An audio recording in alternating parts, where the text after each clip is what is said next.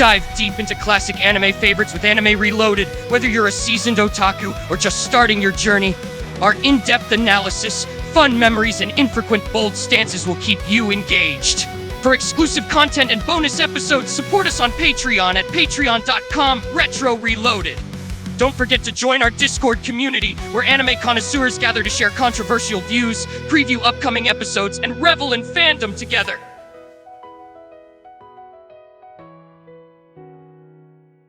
All right, with all that out of the way, we have our guest from the very first Black Clover episode back on to talk about Black Clover again, because where we left off last time was right after the Undersea Temple arc with Veto and the whole fight there. So David, our friend David here, is going to actually go over the latter part of the Black Clover anime, not the manga. We're going to go over the latter part of the anime. But before we do that, as many people know, there was big news in the Black Clover fandom. And David, do you want to kind of like enlighten us on what that is? Okay, so right near the beginning of July, we got news that the production of the Black Clover anime is in progress as we speak. We don't have a set date yet, though the teaser that Crunchyroll came out with on that day initially had the year 2026 in the description, but they later have removed it. Okay, so they're not really sure if they're going to actually release it next year then? I have no idea. It could have been just a mistake to put 2026 in the description, but they may know it's coming out then. We don't know exactly how long it's been in production. We just know that it is now officially in production by the same company that did the anime before, Studio Pierrot. The other big anime they've done is Naruto Shippuden, and Boruto. Okay, yeah, so they know how. Yeah, no, they know how to do these big animes. They know how to do them. And if they're going to give it the Bleach treatment that they did with 1,000-Year Blood War, not a single one of the Black Clover fans are going to be disappointed, because if anyone that's seen that knows the animation is top quality and it's going to be amazing. On Blood Soul? 1,000-Year Blood War, which is the final arc of the Bleach anime. Oh, okay. And I haven't watched Bleach, so that's going to be another anime that another shonen that I have to watch through. How many episodes? I mean, side note, how many episodes does it have? I don't know off the top of my head. I'd say 300 would be a conservative estimate with 1,000-Year Blood War. I don't know off the top of my head. It's been a hot minute since I've watched any of it, but the animation for the most recent arcs has been nuts. It's so good. If they give that to Black Clover, especially in this next arc that's going to have all these back-to-back-to-back fights, it's going to be amazing. I really hope they do, because we know, everybody knows that this is a very, very anticipated anime. So I feel like they're going to do that. I'm not really sure for a matter of fact, but I feel like they have to, right? They got to give us a sweet animated like ending to this anime. I don't know how much is left. I think the manga's still going, right? The manga is currently still going. It's in the final stages of it. It's in like the final climactic battle. But I'd say if they give it the 1,000-Year Blood War treatment, which is like breaking up into actual seasons, not doing the long running that Black Clover was before, it should help out its staying life a lot more. It should help keep the animation quality up. It should let the fights last longer in people's minds. And breaking it up will help out just everyone in general, I assume. Yeah. Okay. Very interesting. So we're all excited. It's a super big news because it had stopped production for about I want to say 4 years. Was that right? Yeah, we're coming up on about 4.5 years right now, not including the movie that came out in 2023. Yeah, and that's huge. I mean, it's so crazy to me that they stopped an anime that was so popular. Anyways, I'm just really glad that they finally said, hey, we're going to do it. We're not going to leave you hanging for the rest of your lives. We're going to do it. Because I might have even mentioned it on the last episode, but I was pretty pessimistic about any new anime coming out because it had been so long and they just had no updates like whatsoever. So this was like really cool.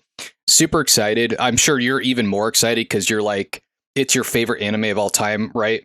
Oh yeah, 100%. Once I heard the news and we actually got the to be honest, I'm in another Discord server where we talk about this a lot, and we all blew up as soon as we found out the news was real. There wasn't any like, oh, it's some random person just spouting on the internet. No, it came from probably one of the most legitimate leakers, someone in Japan that gives us the information a little bit early, found out about it. It's like, hey, this is happening now.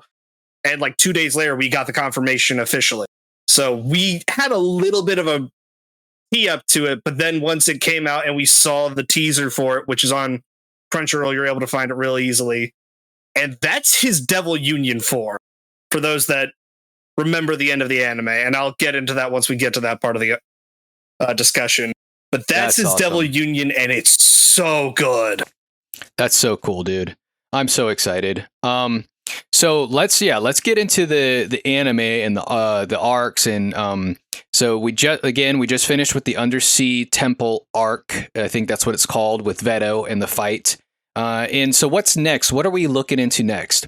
Okay, there we get a little bit of a rest time, which I do like that Black Clover does. In between these major arcs, they get a couple episodes of just chill time. They get to just relax in their base kind of deal. And we get to see some other characters' perspectives sometimes. In this, it's mainly going to the capital, relaying to the Wizard King what happened down there, that they managed to get the Magic Stone, that they killed one of the Third Eye, which was, for a reminder, that's a major terrorist organization against the Clover Kingdom, so that's kind of a big thing. They got one of their heavy hitters out of the way. But Captain Yami takes Asta to the Wizard King's doctor, the best doctor in the Clover Kingdom, and that's where we discover that not only has Asta's arms been shattered, but also cursed to not be healed again. A double whammy, so that way Veto's despair lasts a bit longer. Yeah. And this is no normal curse. This is like a deep ancient magic curse that basically nobody that they know of up to this point can actually fix, right? Yes, up to that point. Only one person has an idea of who could fix it. And the reason why it's so deep and ancient is because it used mana from the underworld. Whenever the Third Eye uses their group's ability, which is opening an eye on their forehead, they are pulling mana from the underworld to fuel their spells, meaning they have sometimes extra effects or just extra power. For Veto, that was adding that curse to Asta's arms in that moment. And that's why in the anime, you saw his magic turn from kind of like a brighter orange to that darker, more sinister orange type of magic whenever he was using his spells. Yes.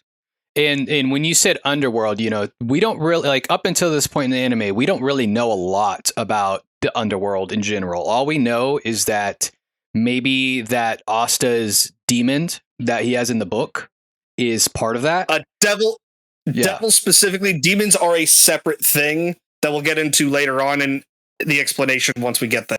Okay, yeah. So devils, yeah, they're very specific about the language here. So devils and demons aren't the same in the anime. Even though generally in real life we kind of think of them as a similar thing. So his devil is associated with the underworld. We don't know how, we don't know why, like we don't really know what that means. But so that's kind of a new concept at this point in the anime. So yeah, go ahead and continue on. What happens next here? After that, Finral, one of the members of Black Bulls, listens in on Asta's treatment and hears it and is just as devastated as Asta is, but Asta puts on the cheery disposition, not wanting to let anyone else know how hurt he is. They have a party at the hideout because they're finally out of the black on their stars. They're finally positive on the amount of stars they have, which is kind of how the squads in the Clover Kingdom are ranked on how well they're doing their jobs. They've done enough positive stuff. They're now going up in the ranks, which is great.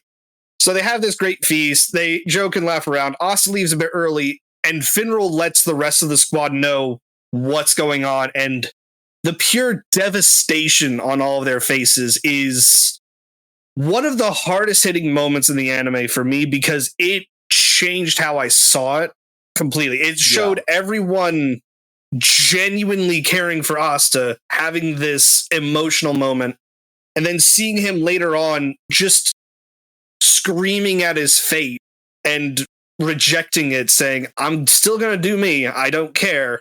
And immediately after that, every single one of the Black Bulls, minus Yami, just because he has to hold down the fort, goes out to try and find a cure for his arms. They ignore everything else and pair up all over the place to find a cure for his arm. That's where it really showed how tight-knit the Black Bulls are. Yeah.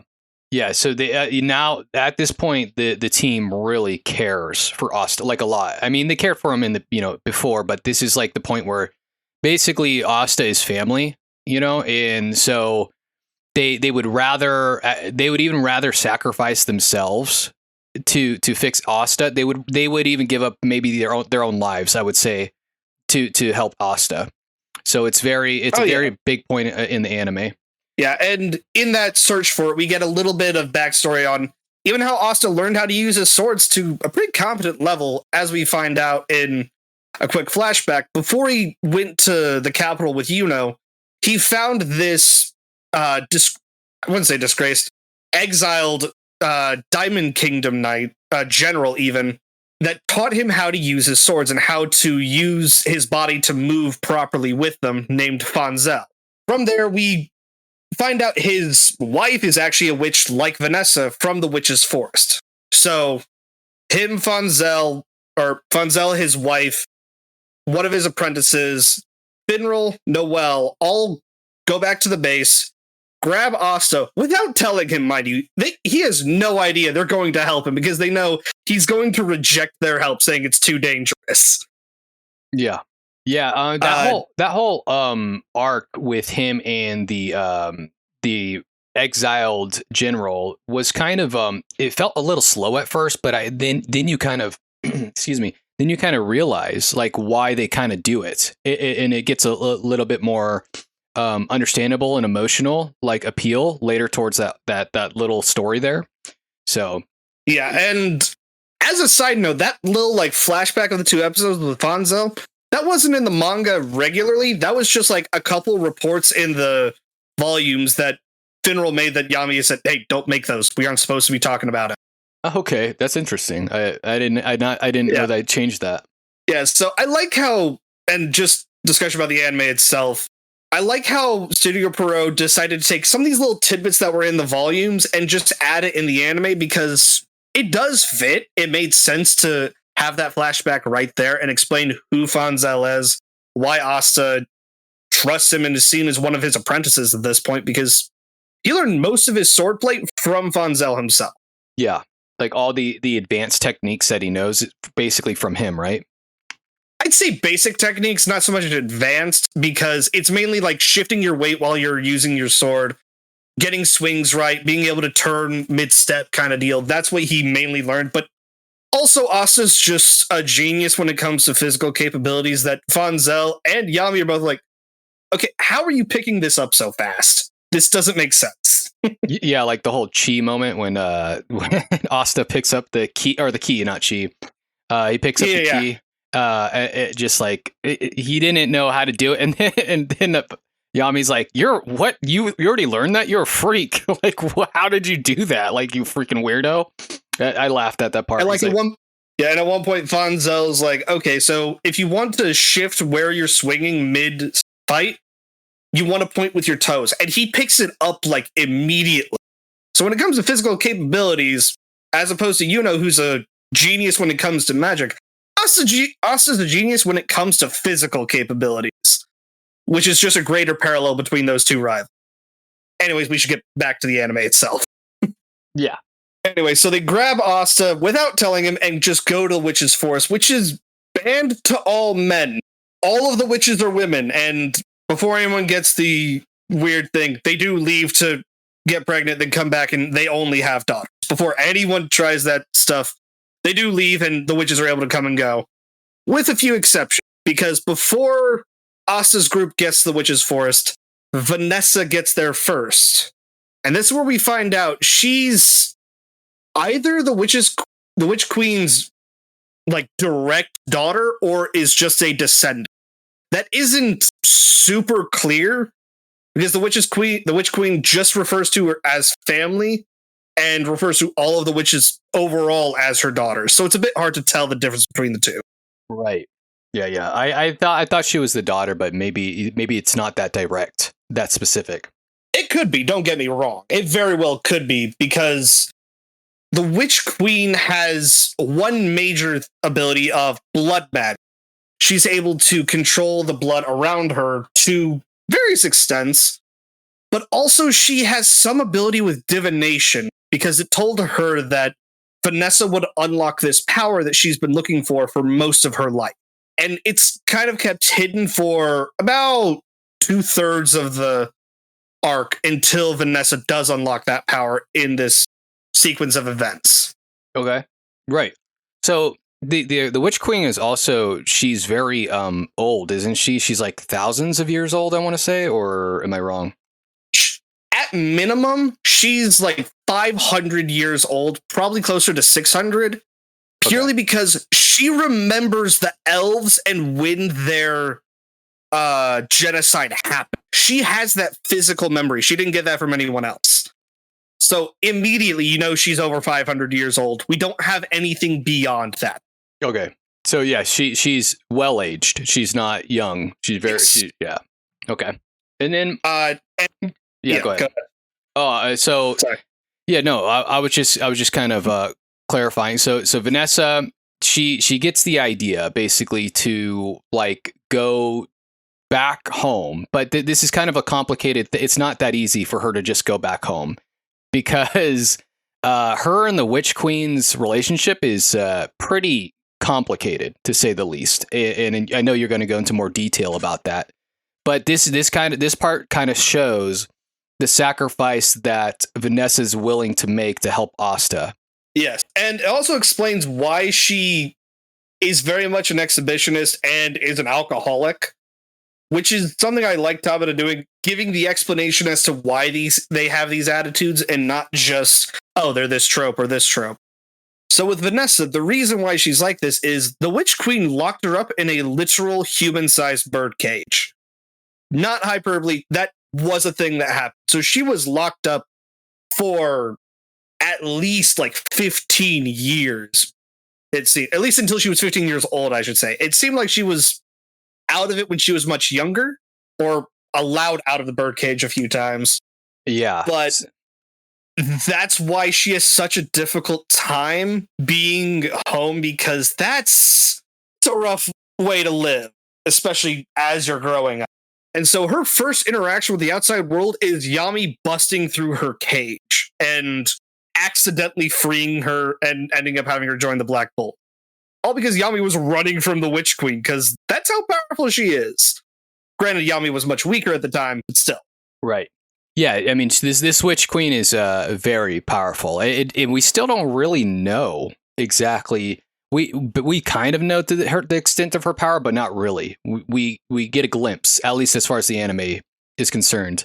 And the funny thing you mentioned with the cage and Vanessa, I was reading somewhere that a lot of these stories, these tropes or whatever you want to call them, actually kind of were directly related to they're not Disney stories, because these stories existed before Disney. Like I know people always relate like Sleeping Beauty to Disney and Snow White to Disney and all this stuff.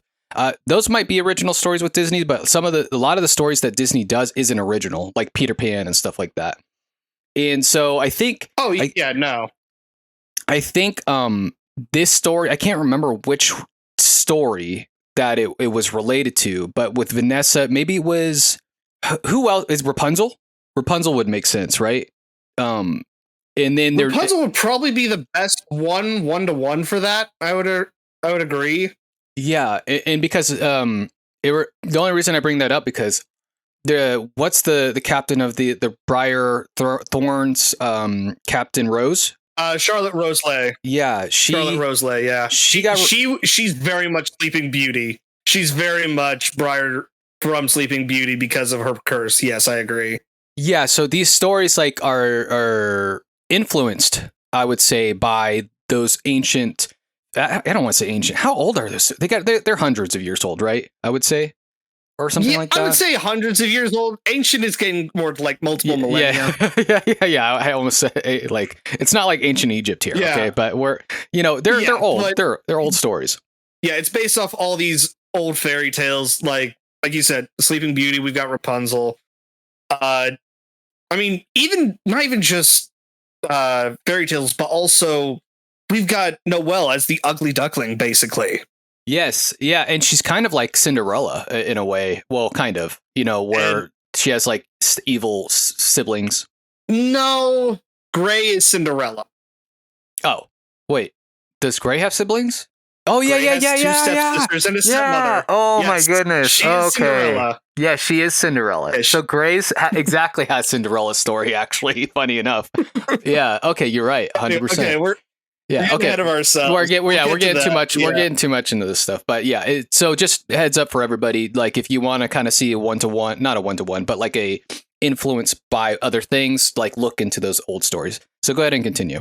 Okay, and with Vanessa's flashback out of the way, we find out that she was going to make a deal with the Witch Queen that she was going to give up her own freedom so that way the Witch Queen would heal Asta's arms.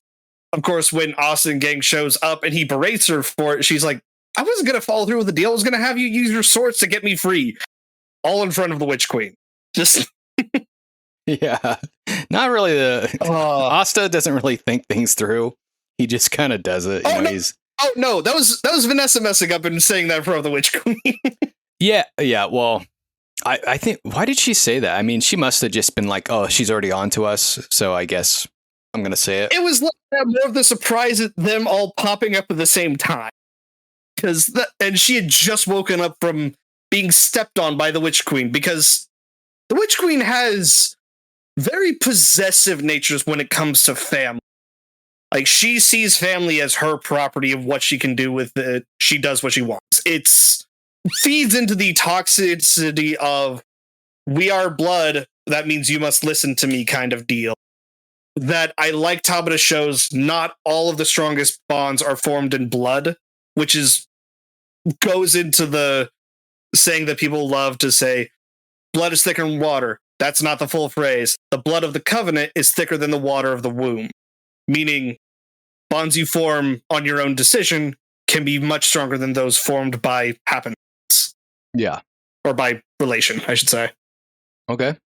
Yeah, wow. So anyways, right then, we get a double invasion of the Witch's Forest of the Diamond Kingdom, finding out that the Witch Queen is this very old woman that seemingly has attained immortality. And so they want to capture her and make her use her power on the Diamond King because he's growing sick. But also at the same time, we have the Eye of the Midnight Sun popping up with the second and the third eye, Fauna the Hateful, riding in on Salamander. Because one of the Witch Queen's earrings is a magic stone that they're trying to get.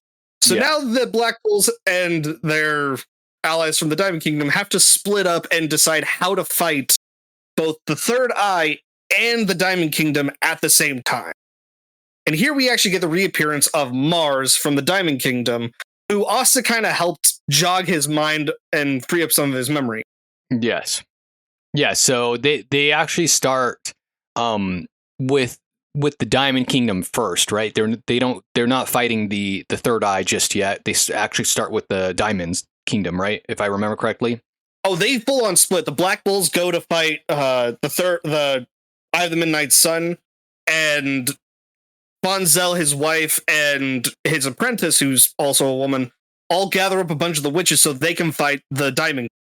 So they do a full on split at the same time, and these fights are happening simultaneously. Okay, gotcha. Yeah, okay. I think for some reason they happen simultaneously in the story, but in the anime, do they show the Diamond Kingdom fight first, or am I wrong? I believe they show part of the Diamond Kingdom fight first. They do a little bit of switching back and forth in it, so it is happening pretty concurrent. Okay, yeah. With the we'll start with the Diamond Kingdom side because it does all move over to the Midnight Sun side first, eventually. Yeah, okay, that's what I remember. So with the Diamond Kingdom side, Fonzel actually runs into two of his old apprentices, one of them being Mars, The other one being a man called Ladros, who, like Asta, is one of a kind in that he has magic, but he has no attribute. He's the only person in the series without an attribute to his magic. And he actually develops a little bit of a complex about that because it differentiated him enough from everyone else that he didn't feel like he belonged anywhere. Yeah. And this character is very interesting because he's actually got quite the ability. It's very strong. Yeah, that only happened through the Diamond Kingdom's experimentation on people like they did with Mars, in that he was implanted with these gems in his body that allowed him to absorb any attack and then expel it out as his own. So essentially, so long as you fight him with magic, he has an endless supply. Yeah, and he can just turn your magic around back on you. It's insane how fast he can do it, too. And out of curiosity, because he had no attributes, was that the reason he was able to take in those specific gems that allowed him to do that? I believe that the experiments were to push him towards that. It's not gone into detail on what the experiments exactly were, but we know that he didn't have that ability before the experiments. So it's a direct cause of them as far as we know. Okay. But to take care of most of the army, Fonzel's wife, his apprentice, organize a bunch of the other witches to use the forest protections and the witches' spells, which all the witches have very esoteric magics. Like, we have blood magic for the Witch Queen. We have red magic for Vanessa. So all of them have very weird magics to go along with it, which makes it harder to deal with for the entire army, as they wipe out basically everyone except for Mars and Ladros. Mars, at this point, has fully awakened and gone back to his normal self before all the experimentation, and straight up stops Ladros from fighting Fonzel when Fonzel's put on the back foot, because I'm not going to fight my master. I'm not doing that. Fonzel is appreciative of it, especially since it's also protecting his wife at the same time. But Ladros decides to go full maniac because he's been wanting to kill Mars for a while. And that's where Fonzel and Mars end up leading Ladros over to the Eye of the Midnight Sun side, because Fonzel knows Asta is over there and can deal with this guy. Yeah, and the reason he wants to take care of Mars is out of jealousy, right? He's kind of jealous of Mars's position in the army and how he's looked up to, and how he's kind of, I think it's both. Is it both Mars and Ladros as kind of the ones that they were looking at to become generals? They were already generals at that point. They're already shining generals, which is equivalent to a Clover Kingdom captain. Okay, so then it was some other position other than general, but Ladros definitely saw him as competition, and it seemed like to me that there was some sort of envy there. Yes, there was definitely a little bit of envy there, and we did miss one small little 5-episode tidbit where before Asa goes to the capital, they make a quick detour over to a border city between the Diamond and Clover Kingdoms, where the Diamond Kingdom is sending 3 of their older generals to attack. Asa, Charmy, Binral, Yami, and the Golden Dawn themselves, all of them, show up to help the citizens there and stop the Diamond Army there. It's the quick reunion between Asta and Yuno. We meet Finral's brother, who, let's just say, he's not the most likable at the start. Yeah, that's also a very complicated relationship. And you'll go into that there.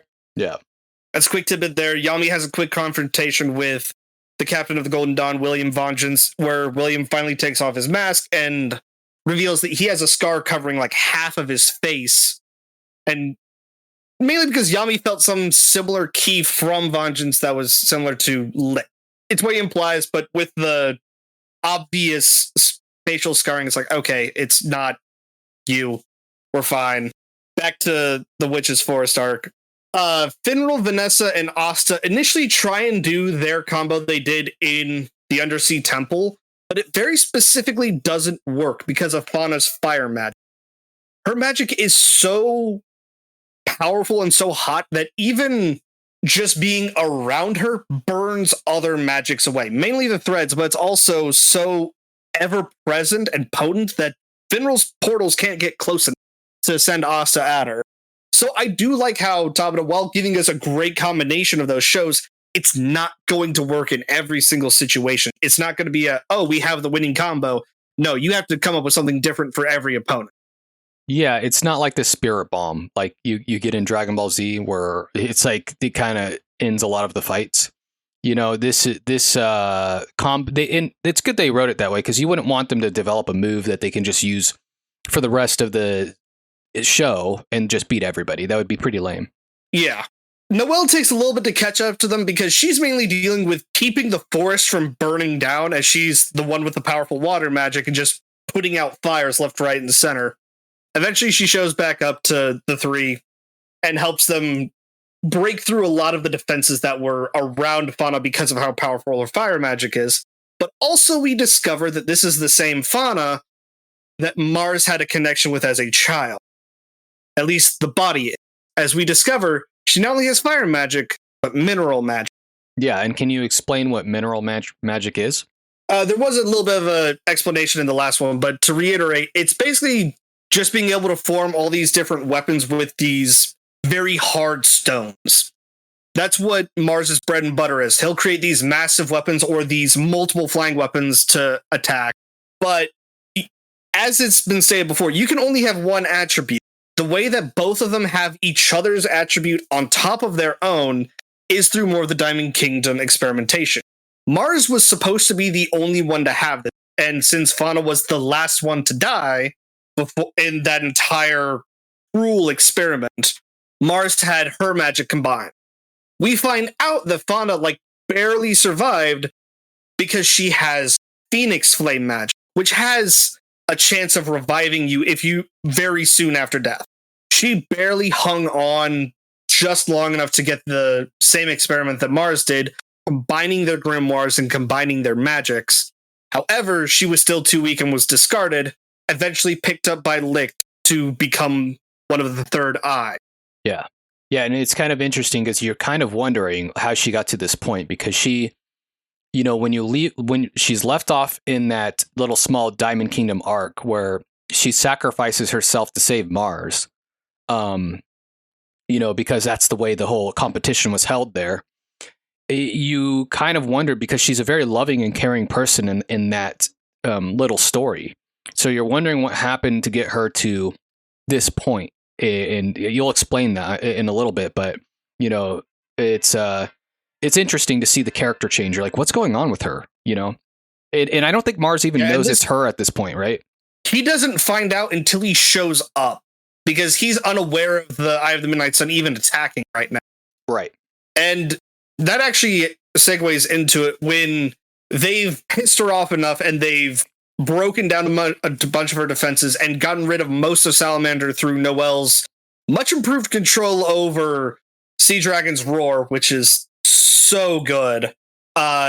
She eventually goes into nuke territory where she is going to blow herself up, and we find out that third eye isn't just giving them more power from the underworld and giving them more strength. It is also directly affecting their emotion. It is whatever spell was used to bring them back was directly influencing how they think and how they act. Only Raya seems to be mainly immune to that, but it's also due to his own copy magic that he has. Okay. I would assume so, at least. I didn't realize Raya was immune. I didn't even think about that. It's not fully immune. It's just he's not as influenced, because almost every other word Veto said was despair, and almost every other phrase Fauna's talking about hating and wanting to kill everything. Yeah, they definitely. Whereas, yeah, go ahead. Yeah. Those two have such a heavy influence on their emotions, because it seems Licht took in near dead or dead people and implanted these elf souls into those bodies, whereas Raya seemed to be just knocked unconscious and not killed beforehand. So he seemed to have a bit more control over it, so the weakened body may have influenced that. Yeah. Yeah, the other two are definitely more sedated in a weird... They're like kind of rambling about the same stuff, like hating and despair. But Raya seems a lot more... Yeah, he does have some of that, but it's very minimal, and he seems to kind of be himself. But yeah, they're not I think there is some influence, like you were saying. But yeah, go ahead and continue with Fauna. So as she's starting to go into this supernova almost, because the very last vestiges of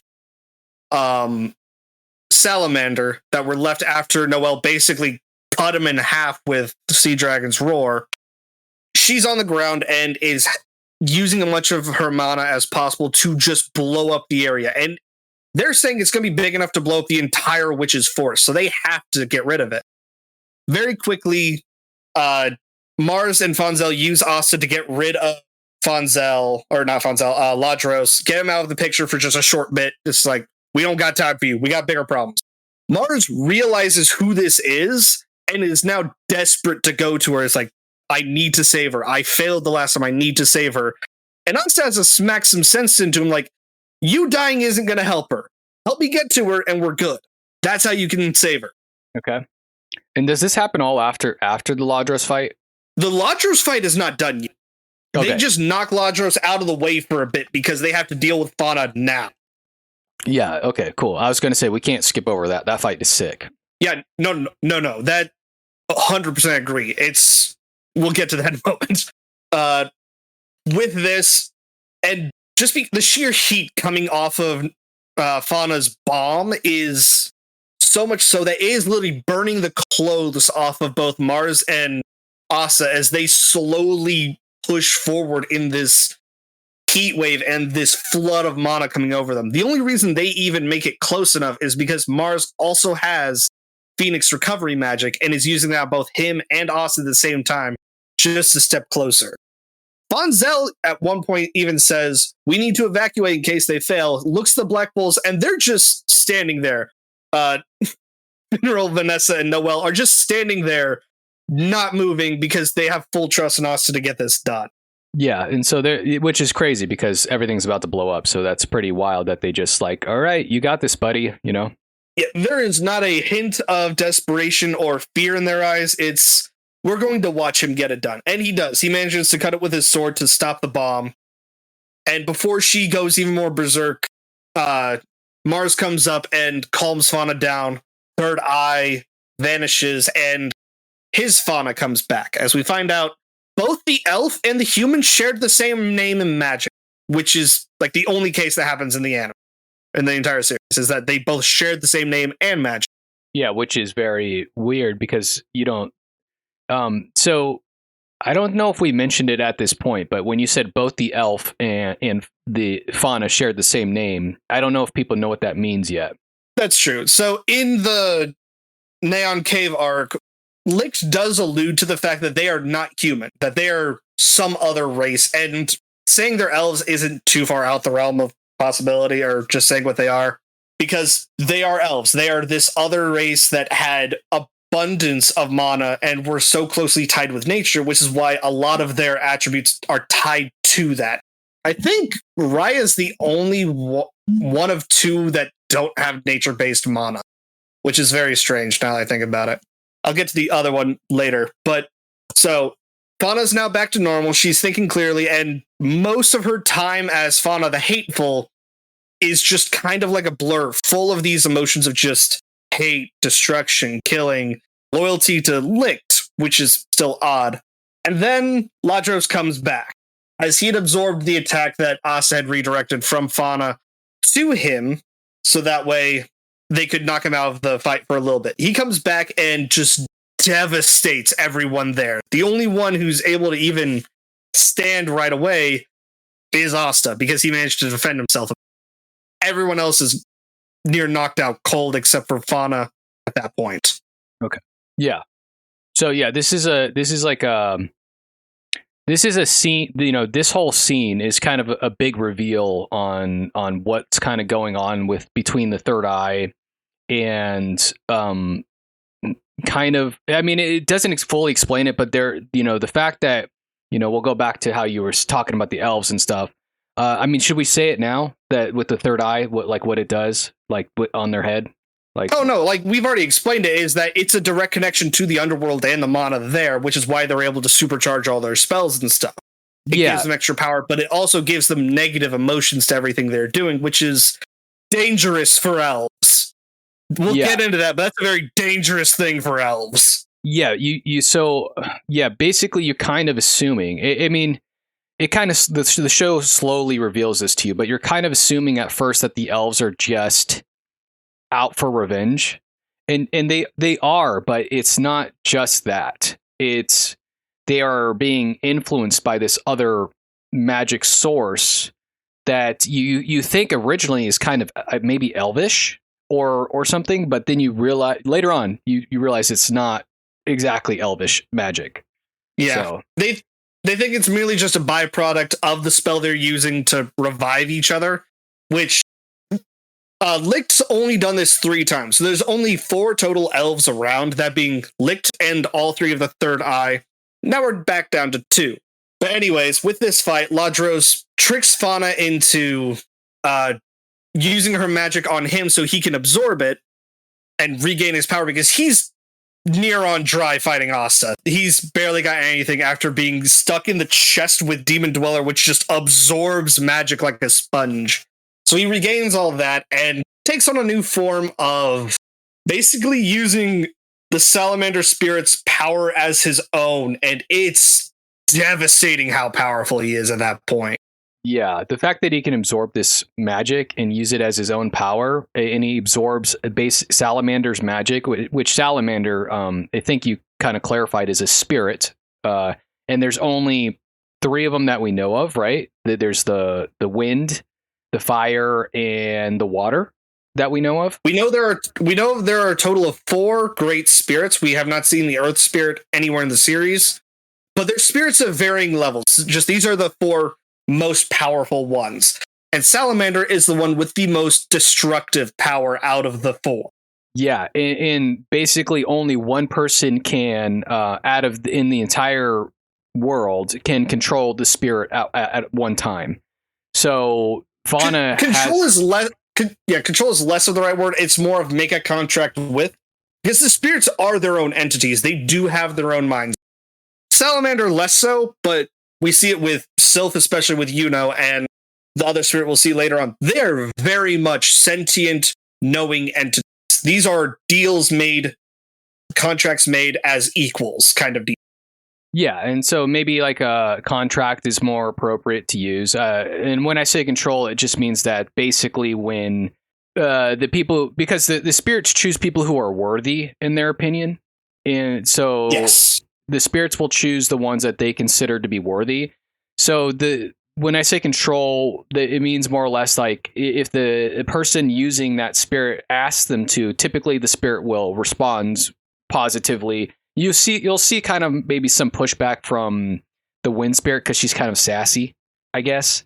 But yes. It's not. But they always work together. So far that I've seen, they always work together with their hosts, and I've never seen a spirit like say like oh this host actually kind of, because I have to.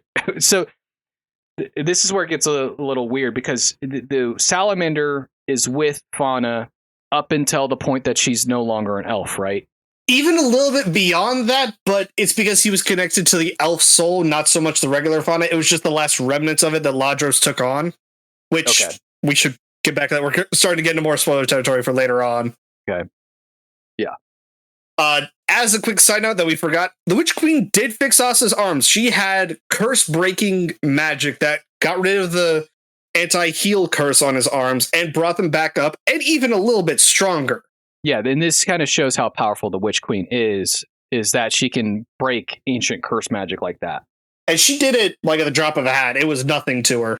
So Asta's been in this entire fight with his arms back, and he's fully raring to go. He goes down to just an instant attack from Ladros because his speed and power has gone up exponentially with the mana he's absorbed. And this is where we get the first major power-up for Asta in a while. And it's not even of his volition. He doesn't get a choice in this. It's forced on by the Witch Queen, because when she heals someone with her magic, she can then control their blood. Yeah, so the Witch Queen is always kind of... she's a very... she's like a conspiring individual. She's always got plans, She's always got things that she wants to do. She she does seem to have a heart a little bit towards Vanessa specifically, but she's not really, she always kind of is kind of, go ahead. She is very much the puppet master trope of just, I want to be in the background, but I want to control things at my will and keep my domain safe. I don't care about anywhere else. My domain's mine. Yeah. So she, when Asta is knocked unconscious and is on death's door, she floods his body with anti-magic, which is really hard to describe on how powerful that makes him in that moment. Because Asta had never circulated anti-magic through his body, always in his sword. And since he fell down with his hand on Demon Slayer, she was able to use that anti-magic and flood his body with it, entering what eventually becomes Black Asta. For the first, I'd say, third of the fight, he is fully unconscious. He doesn't know what's going on and meets with the entity in his grimoire briefly, meets the devil inside without knowing what it is, and refuses to give up control over his body when it tells him, you're too weak, you can't do this, let me take over, I can keep it all good. He's like, nah, screw that. I'm finding things much bigger, much more powerful. I'm taking this power for my own. And in that moment, he rises back up, half of his arm covered in this black substance, one black wing coming off his right shoulder. And now we have a flying, magic homing Asta. Yeah, and so this is the first time you get to. Is this the first time you get to see that form? Yes, it's the first time, and again, that wasn't Asta's decision. That was the Witch Queen forcing it on. But it's good because this actually alludes to how he kind of figures out that he can do this later on. Eventually, yeah, but it takes a little bit of doing to get to that point. And this is where he dominates the fight by mere fact of keeping Ladros running. Constantly, you see him running all over the place, trying to get away from Asta because that's not normal. What the hell are you? And goes on and on about how he stepped on so many people to get to this height, to get so powerful. And Asta, now fully conscious by the end of the fight, goes, nah, that's not how you get more powerful. Work with the people around you. And as he's climbing in the sky, Noelle, who's briefly awakened at this point, looks and goes, a black shooting star? Because it is that much concentrated anti-magic as he's climbing through the sky, through Ladros' spell. He is negating it to a point that he is a streak of black across a blue sky. And we see Ladros like destroying the landscape while this is all happening, and Asta is untouched because the anti-magic in his body is repelling all of that power as well. So he gets a little bit of extra durability from this form on top of the destructive power he gets. Well, yeah, which is absurd because Ladros is so powerful at this point. You're like, dude, there's no way he can be stopped. And then all of a sudden you see this Asta doing this, or kind of Asta doing this. And you're like, what? Yeah. And they are flying too. They are going so fast. It's super cool. They are like just zooming across. This fight is like one of my favorite fights up until this point. Yeah, I agree. Eventually, Asta puts him down, and the crystals or the gems on Ladros' body actually shatter. And he even mentions, "Oh, my mind feels a lot more free. I can think better." It gets a bit loopy. He gets a little bit loopy near the end of it. At this point, the Witch Queen shows up because she has not been present during any of that. She's just been watching from her castle, goes to the battlefield and says, well, you at least fall through an ordeal that I didn't have to step in, so that's commendable. Why would I heal everyone? Yeah. Do you think, and maybe you already know this answer, but you don't have to go to any specifics, but do you think the Witch Queen would have been able to deal with all that by herself? Debatable. Fauna, I think, would be the biggest problem, simply because of her ability to burn spells, and blood can be burned. It can be taken care of, so that's a bit difficult. Fauna would probably be the biggest problem, but the rest of them, I doubt she'd have an issue with, because as soon as she uses her blood magic on you, you turn into a puppet. Like, that's not something you get control over, which is demonstrated as she crucifies everyone on that battlefield. Not a hyperbole. She crucifies everyone. Not like nails through them, but like bound to blood crosses. Yeah, which is confusing for them at this point because they just basically saved the Witch Forest. Yeah, but her thanks is going to be, okay, I'm going to free Vanessa of her bindings to the Black Bulls. I'm going to keep Asta as a treat because having an anti-magic warrior is pretty nice, as she forces her influence on him with a spell known as Puppet's Blood to force him back into Black Asta as it had worn off, and now as just her hunting dog, essentially. All of this purely to try and force Vanessa to awaken this dormant power within her. Yeah. Sorry. No, go ahead. As she uses Asta to try and attack Noelle, who is awake. The only two awake right now are Noelle and Vanessa. Vanessa's crying, just streaming tears this entire time. Asta's forced to swing at Noelle, but his other hand stops his sword hand just for that brief moment until the Witch Queen increases her control over him. And that's where Vanessa gets one of the most broken spells in the anime, bar none. It is one of the most powerful spells, without question. It has restrictions, but dear God, is it powerful.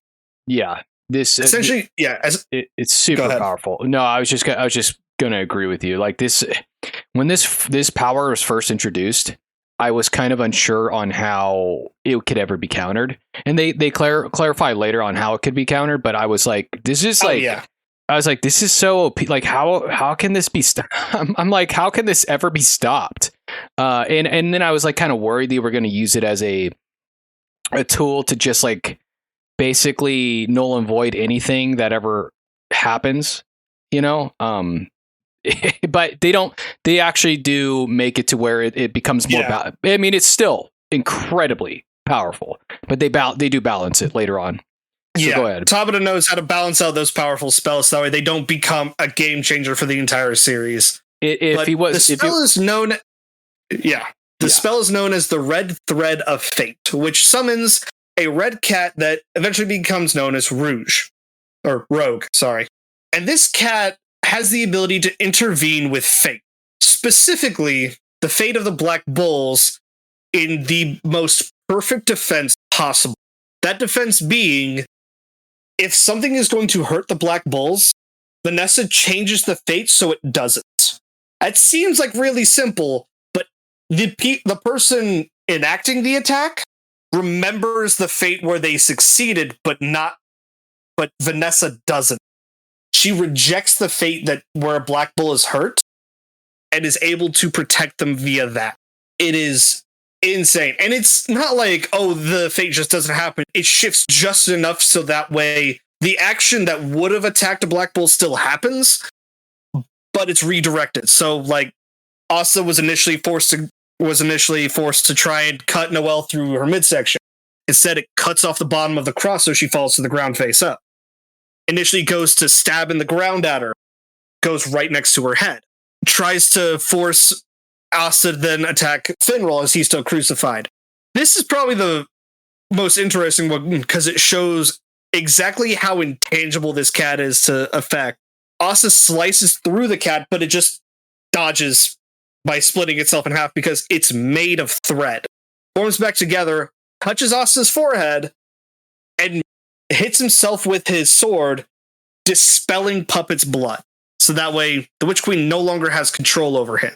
Yeah, and so this cat, and I think you were right. I think Rouge is how you would say it. At least from what I remember. It's Rogue. I've been corrected on it before. It is Rogue. I know that much. Why do they spell it Rouge? Rogue is Rogue. I think it's just the fact that they're so close that they get interchanged. I believe its name is Rogue, not Rogue. Okay, for some reason maybe I'm wrong, and I could be. For some reason I thought the anime she was saying Rouge the whole time. I would have to go back and watch, but maybe it's so close that it's understandable why people make the mistake. Yeah, well, yeah, go. Yeah, and it's also spelled Rouge, so interesting. But yeah, go ahead. Sorry, it's a little tidbit there. Yeah, the Witch Queen sees that this is the power she's been wanting this entire time. She has wanted this for so long, but as she's going to try and take control of Vanessa and force that magic to work for her, the cat touches the Witch Queen and forces her magic to dispel, freeing everyone from their crucifixion. And Vanessa points out, I don't know how this power fully works yet, but I know it will never work for you. It only works for those that I see as family, because I see the Black Bulls as my family.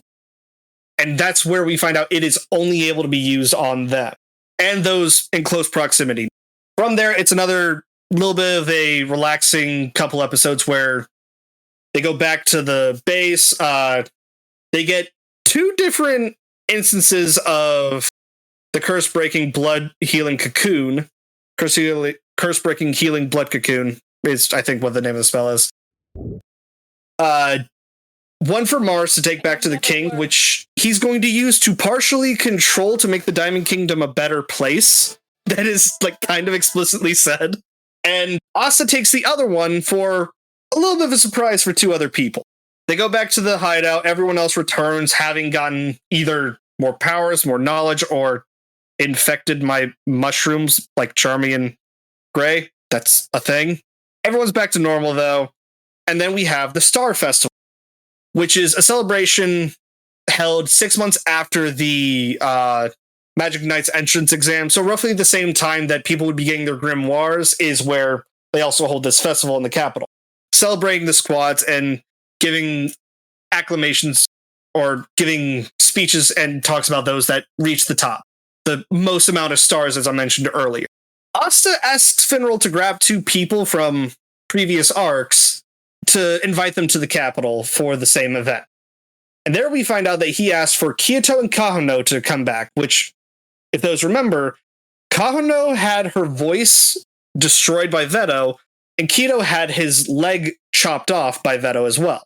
Asta uses that one bit of the Witch Queen's magic to heal them both, giving Kahono her voice and Kyoto his leg, so they can use both of their magic once again and be themselves. Sorry, I was trying to read the wiki here. I got a little. Yeah. I was trying to follow along. No, you're good. You're good. I was doing a little bit of that as well. Don't worry. Yeah, I was trying to follow along. All right. Got a little lost because I was looking at the characters. I was looking at Vanessa and all and her ability. But I'll just say a quick thing about that. And that's why it's because this cat Rogue was just. I was worried. You heard me earlier talking about that, but basically, and I'm sorry, I got a little bit of ADHD, so I kind of jump around a little bit. But yeah, basically, oh yeah, no, you're fine. Because if you now that we clarified what Rogue does, if Rogue was used to basically reset fate for the Black Bulls every single time, it would be so OP that they could never die. They would never be able to die ever. They would never be able to get hurt. Yeah, and it would just be ridiculous. And so they do, and the way they limit it, and this is a little bit of spoiler, but not really. That it takes an immense amount of mana from Vanessa to do this. So she. Oh can't, yeah, it's like if she blocks enough attacks, Rogue will just dissipate. And I was just looking at the wiki; it is Rouge. I was mistaken. Just somebody. So annoying. It's all right. Somebody probably told you. People on the internet are so much both ways. People are so frustrating on the internet because what will happen, and this is a side tangent, is that they're so confident in telling people what they believe is right, and so they actually will make you believe. Like, you ever run into people like that? Like they'll be like, God, I will. At the end of this, I'm gonna say some stuff that going on TikTok, and dear God, it's annoyed me. I'm gonna be making a video on it soon. We'll get to that. It's because Black Clover's been coming back. There's a lot more people, quote unquote, fans talking about it, but dear God, they don't know what they're talking about. Anyways, back to the Star Festival. Kano is very aware that Noelle has a thing for Asta and decides, hey, let's have a double date. Make her jealous enough to try to do something. So she goes with Asta, and Noelle ends up with Kyoto, not knowing that Kyoto has a massive crush on Noelle. And it's like thinking, yes, I have a chance now. Thank you, sister. It's like, no, you don't have a chance. Just no.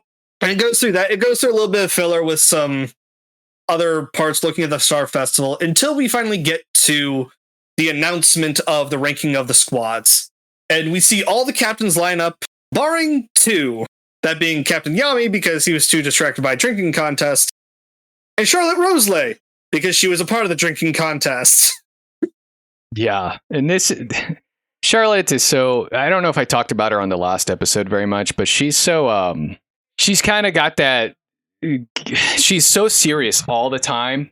And then and then in this drinking contest you see this a little bit, but she, like, when it comes to Yami, she's like, she just basically becomes a big goofball, where she's just so like, what is that? What kind of personality would you call that? Where they're super shy and they're just trying to run away and they're like, oh no, like, I don't know. In anime, their personality, her and Noelle's, is known as tsundere, where they have trouble showing romantic feelings for people. Yeah, she's another It's tsundere. an actual just trope. Yeah.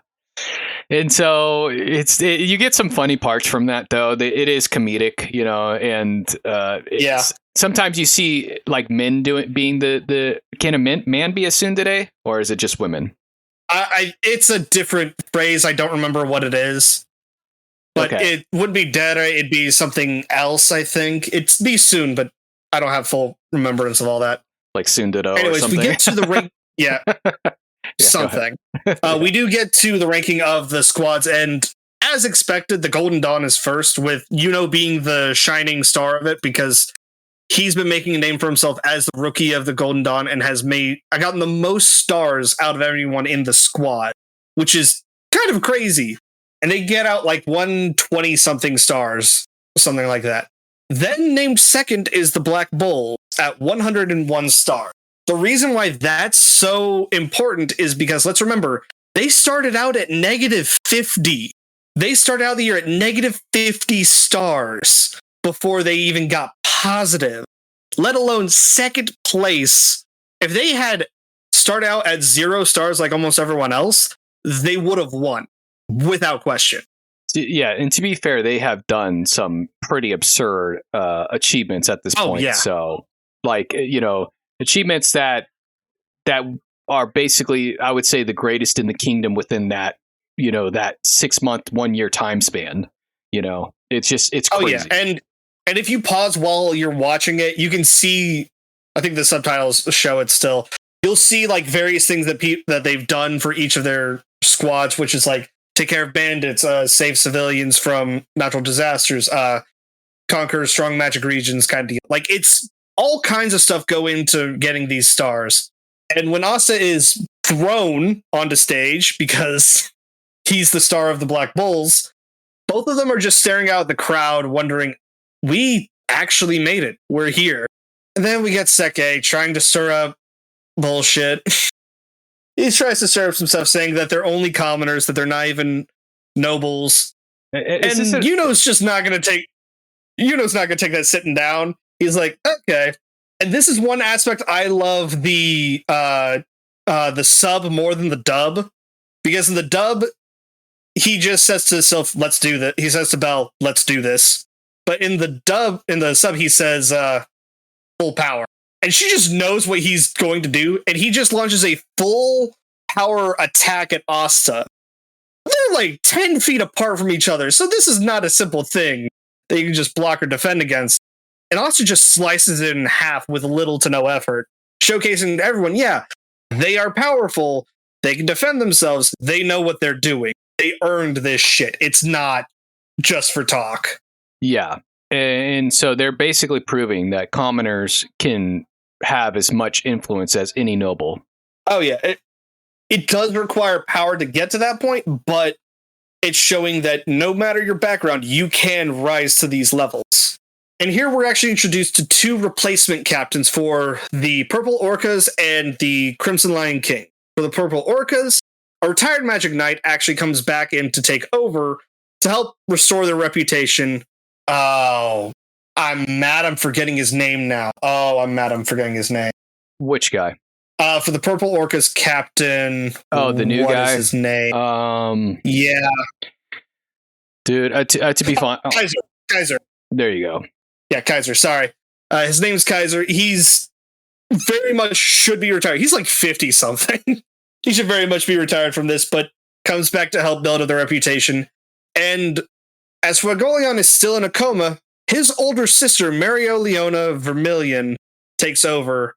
And dear God, I have to say, she's probably my favorite female character in the series. I have to say that because she is a monster, as we'll discover.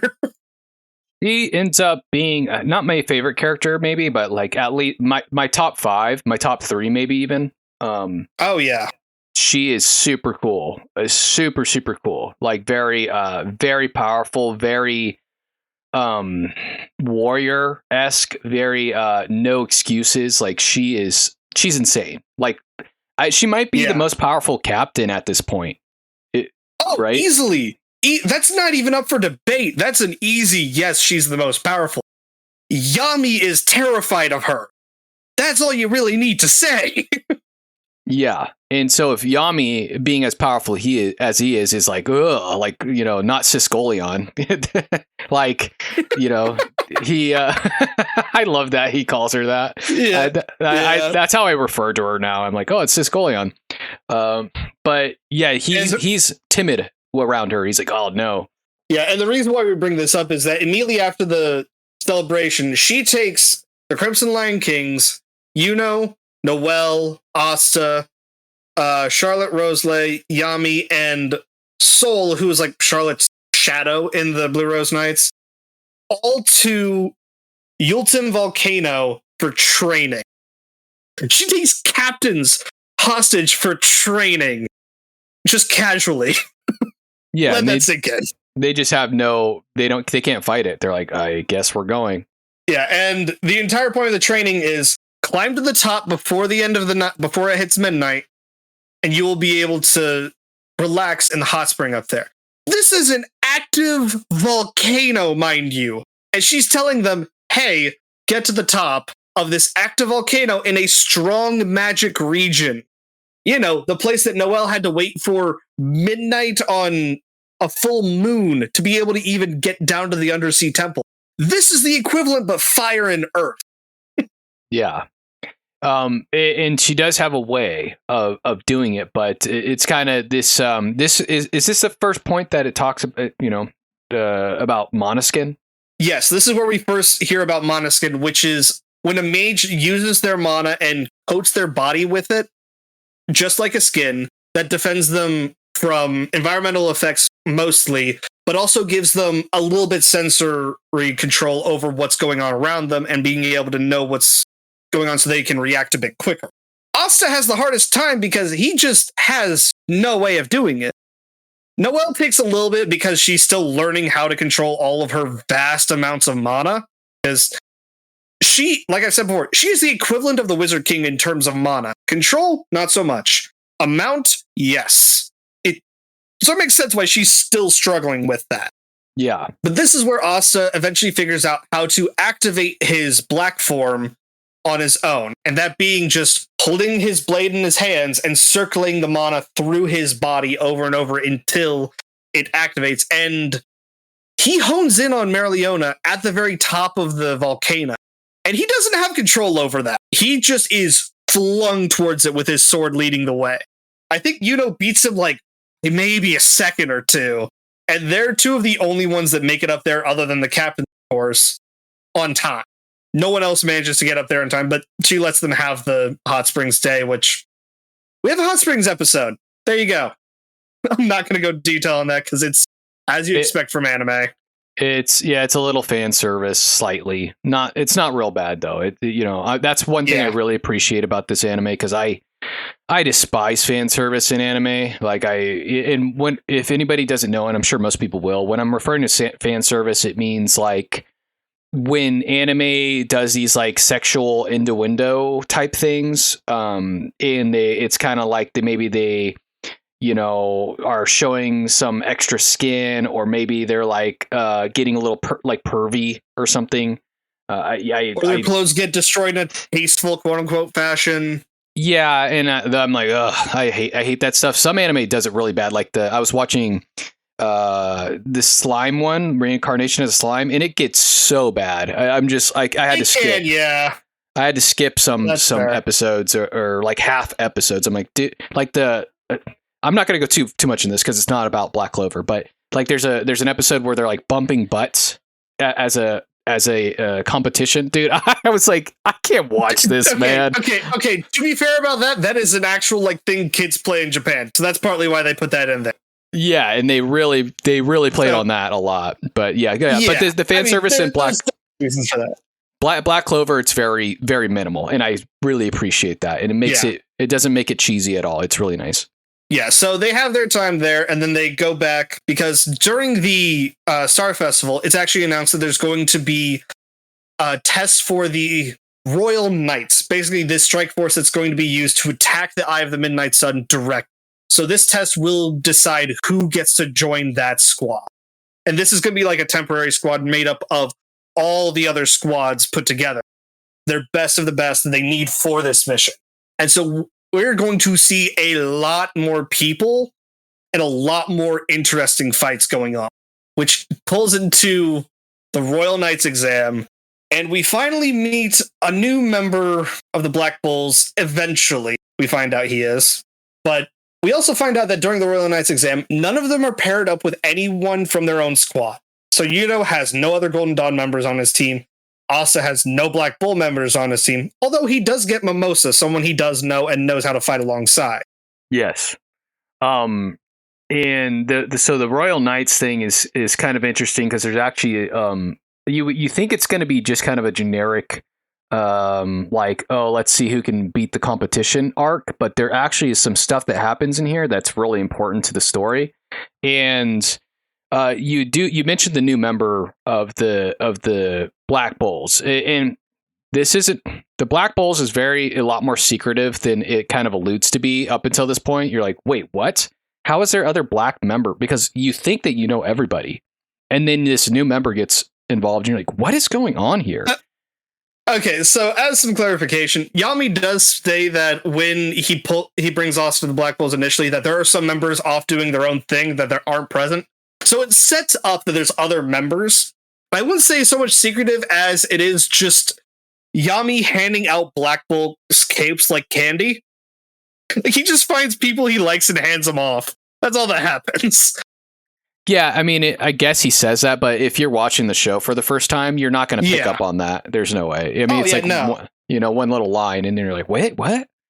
But he's cool. I actually like I like this member. He's somebody he is I enjoy. One of my favorite. Yeah, when I first saw how his magic worked, it was so good. Anyways, the way the Royal Knights exam works is it's a tournament arc. Quick and simple, it's a tournament arc. However, the goal is not to beat the other side. It's not to knock them all out. It's to destroy a crystal they are protecting. Each side has a crystal. They're supposed to defend theirs and attack the opponents. So it's actually really interesting they decided to give a actual main goal beyond just all-out brawl. Because it gives an idea of, okay, there can be subterfuge, there can be just pure devastation, there can be messing with the other team in certain ways to be able to sneak over and get the crystal. Like, different strategies are going to form based on the teams and what their magic. And I like that that's how Tabata decided to do it, because it gave the people watching it and looking at what the fights are going to be, okay, this will be good for the Royal Knights for this reason. They'll be good for the Royal Knights for this reason, kind of deal. And it's so good. Yeah, it was actually a pretty good arc. Not my favorite, but I think it was a lot better than I expected to be. So I appreciated that a lot. Yeah, that's fair. Asta's team is actually first up, and they go up against people that are already using combination magic by one person making a stone ballista, another person using flame javelins to load into it, and another person acting as their spotter from a ways away. So it shows that they can use their spells in all different ways. Mimosa showcases the fact that she now has attack magic when she was purely just a support mage beforehand. Undercover is Zerx, because we saw that he took the original Zerx's cloak beforehand. We find out he has trap magic set up all across the battlefield. And this is where we first learned that trap magic's even a thing that you can do normally. We saw a little bit of it in the dungeon arc, but the fact that he can set counter traps, which are, if a spell hits it, it absorbs it, doubles the power, and sends it back. It is so immensely powerful, and he can set them just about anywhere. Yeah. And with the proper placement, it can be very devastating.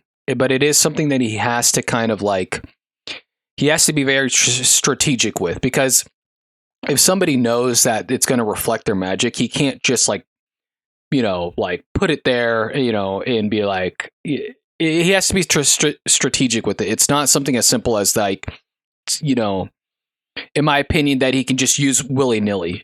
Because if people catch on what he's doing, they're just going to be like, well, I'm not going to send any magic at you. I'm going to make sure I get to, I'm just going to go around it or something. Because it's kind of like the trap magic is like basically like a circle, like a magic circle, but it's like a flat panel circle. It's not like a sphere. It's like a circle in air or on the ground or wherever he places it. And if it goes into the face of the circle, it can spit it back out in that same direction. And he has to be very careful with the placement of them, because he even tells later on that he straight up found out where the exam was going to be taking place and placed all these traps the night before. He did not do this while they were fighting. He's asleep half the time during the first round and just lets the traps do their thing, where Asta actually steps in one and is paralyzed for a bit. All three of the members of the other team send out their strongest attacks at him at once.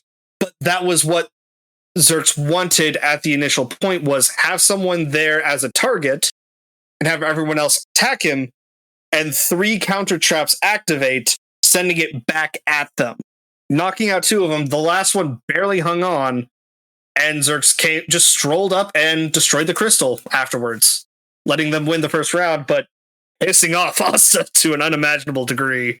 Yeah, because he kind of uses Asta as bait, you know, and Asta's like, we're supposed to be teammates. You're supposed to let us know.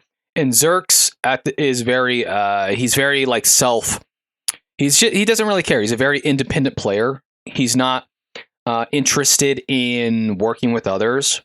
And you kind of figure out that he is mostly doing it to shove it in, you know, a little bit of spoiler here, but shove it in nobles' faces. And you'll find out why, you know, you'll explain that. Yeah, he even states he's not there to join the Royal Knights. He's there to just cause problems. That's his entire point. He's there to cause problems and point out the weaknesses of the Magic Knights and why they aren't true Magic Knights like he thinks they should be. Yeah, and it's so funny.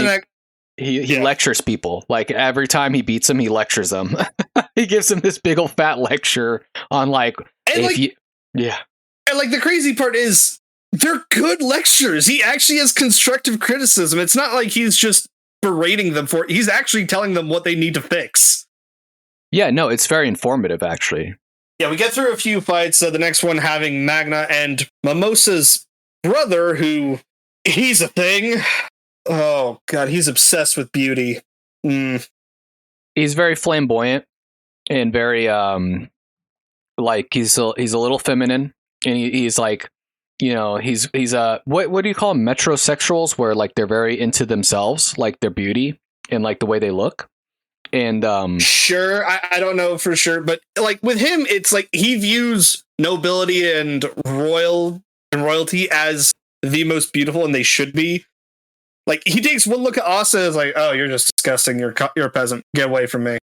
So he's talking about, oh, and so beautiful, and oh, I'm going to destroy you with my beauty. So I don't know what he says exactly. I'm paraphrasing here, but you're basically close enough. But the issue, and even Mimosa's like, I hate him so much. He's so annoying. I'm sorry, I'm related to him. Yeah, she's constantly embarrassed by him. She's like, dude, just go away. But the problem is, he's a vice captain and has the power to back it up. He is a monster on the battlefield because he can cover the entirety of the exam with a single spell that not only obscures the sight of his enemies, guides his allies, but also confuses his enemies with clones of himself because he uses petal magic. Like, yeah. While he may be an asshole and self-obsessed weirdo, the guy is powerful. There's no denying. Yeah, he's very powerful. I mean, vice captains are all very powerful for the most part. You know, they're vice captains for the reason. They're not just there to as a title. They usually have some power and some skill to back it up. Oh yeah. We get through a few more of the fights. Lux paired up with Klaus, which is such a funny combo of things. And we find out there's one mage called X who eventually is revealed to be Real Boydamer. Boys, I forget exactly how to say this, but he's the captain of the Grey Deer. Or is it Grey Deer? Aqua Deer. I believe it's Grey Deer. Aqua Deer, thank you. Grey Deer is what it was when Julius was in charge of it. Yeah. He decided to join because the Aqua Deer came last in the Star Festival, so he wants to try and up their reputation, kind of deal with this. Yeah, so he joins in, helps out. Not to mention, Rill is like young too. He's not. He's the youngest person to ever gain the role of captain. So he's 19 and captain. He's playful, and he also, I feel like he saw this tournament not just as a way to redeem the Aqua Deer, but as a way to play. A little bit, yeah, because he's obsessed with trying to find the perfect painting or make the perfect painting because he has paint magic. Paint magic allows him to copy other attributes because he can paint the attribute he's fighting or the opposing element of what he's fighting. Because he can do all that on the fly. He blocks an ice and fire magics with a fire and water magic opposing them. He's already captured as well. So it's hilarious that this captain is taking on these normal magic knights. And it's not even close. Yeah, his power is super crazy, honestly. Unless you have very specific opponents for him, he's kind of OP in a way. Oh, yeah. Finral actually gets a bit of notoriety in this exam as well, because while he's not an attacker, he is able to manipulate people on the battlefield like few can. Reposition people, get them out of the way of attacks, so that way enemies end up attacking each other, getting them in the perfect position. It's nuts, his battlefield control. And it shows very clearly how good he is. Yeah. So basically, Rill's in the battle, and he blocks those attacks. He's kind of showing off his power. But I don't think it's this round that him and Yuno go against each other, right? It's the next round. No, that's later on. Okay. What happens is that we end up also being reintroduced to Longris Vaude, Finral's half-brother. Longris has spatial magic like Finral, except instead of it being support spatial, where he makes portals and is able to manipulate the position of people and or spells, Longris has attack spatial magic, which is just matter deletion. That is the quickest way of describing what he does. He swipes his hand in an area, and wherever that magic hits, matter there is gone. It's just destroyed. Yes. I thought that was kind of crazy, because I feel like that kind of implies that if you can warp space like in a combative or like an aggressive way, you could really do some damage. You have no idea. I'm just going to say that. Yeah, I was going to say, it just seems so, that could be really insane. Like you're kind of warping reality. We'll get to that. But Finral and Longris end up fighting each other in the second round. And it is one of the more devastating fights in the arc, because we find out that spatial magic, when it clashes, cancels out fully. So Finral is one of the few people that can actually fight Longris with not as much danger to himself. It's still dangerous because Finral can't really defend himself beyond just attacking the spells that are coming at him, whereas Longris can obviously just attack directly. But they end up having a clash of just forced teleportation spells that Finral's soon unlocked, and these destructive balls of spatial energy that Longris is throwing out, and they're clashing against each other. At the end of it, Longris is standing. Finral is on the ground, riddled with holes. Like, you see sections of his body missing. They do not hold back. Yeah. And you're kind of wondering, like, why would Longris do this?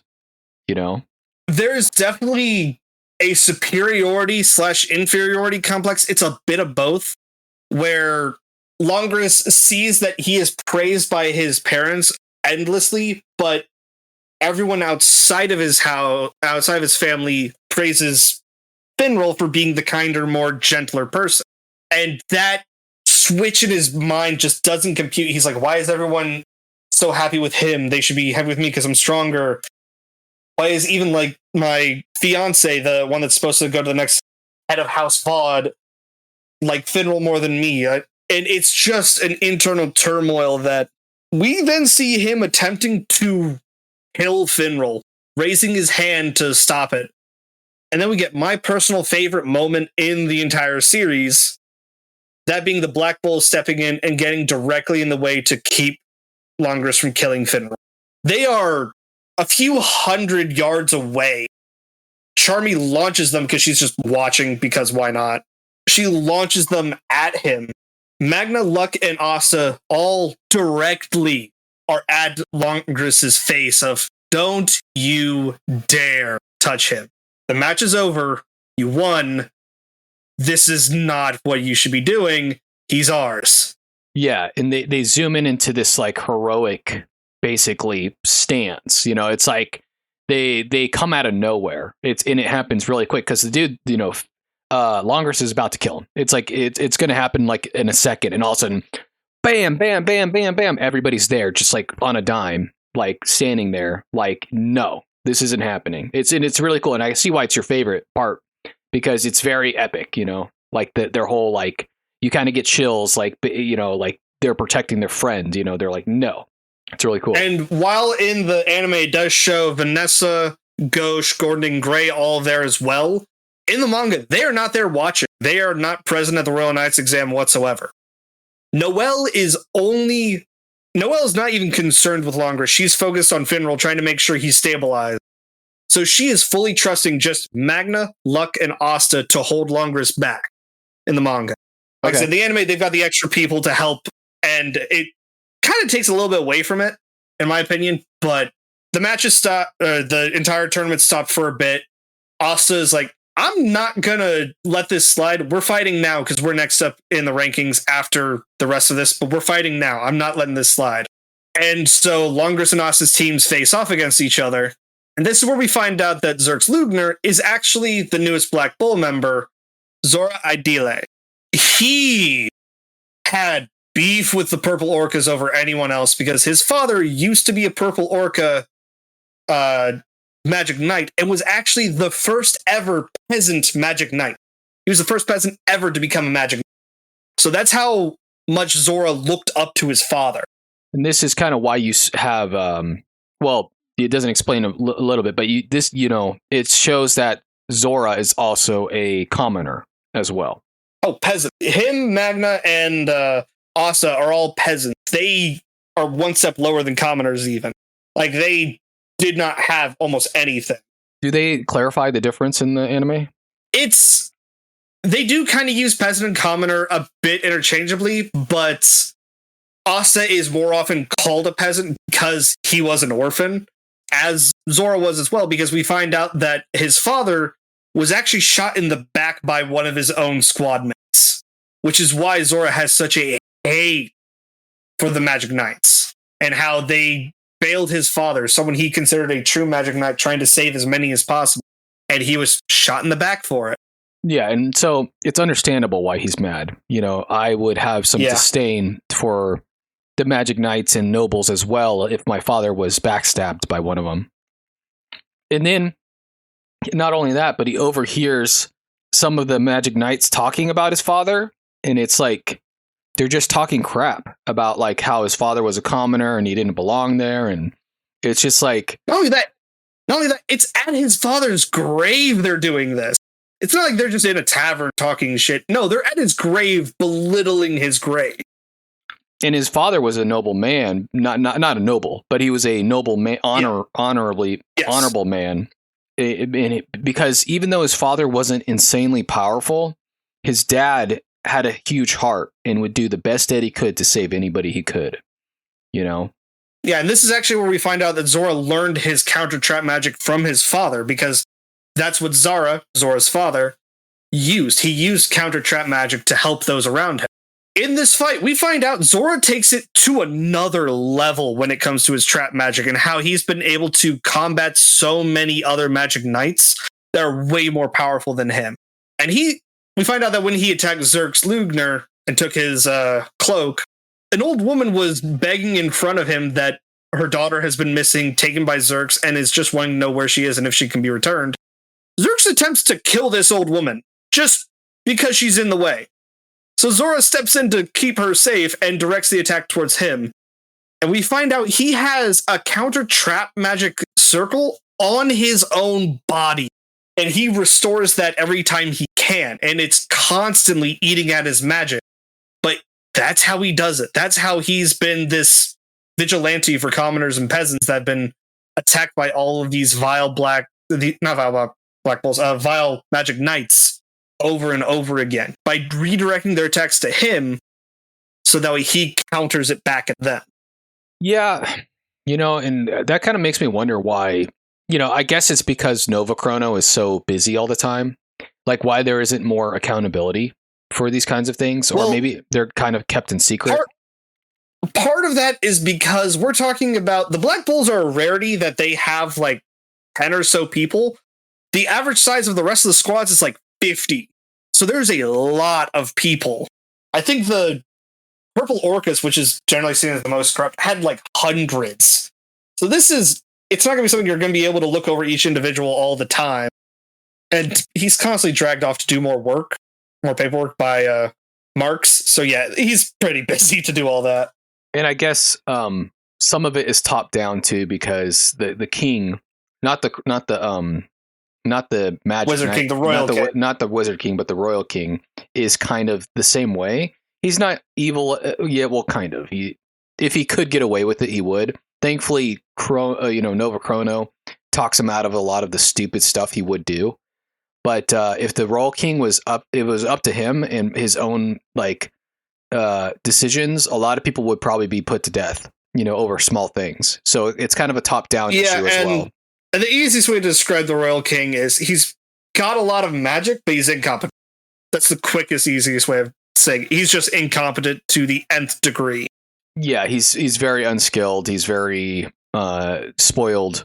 Like his big move is his big move is like making a statue of himself and being like, "Look at me!" Like it's like yeah, quite literally. That is his go-to thing of look at my excellence and bow down, surrender. It's like no, that's just a light construct.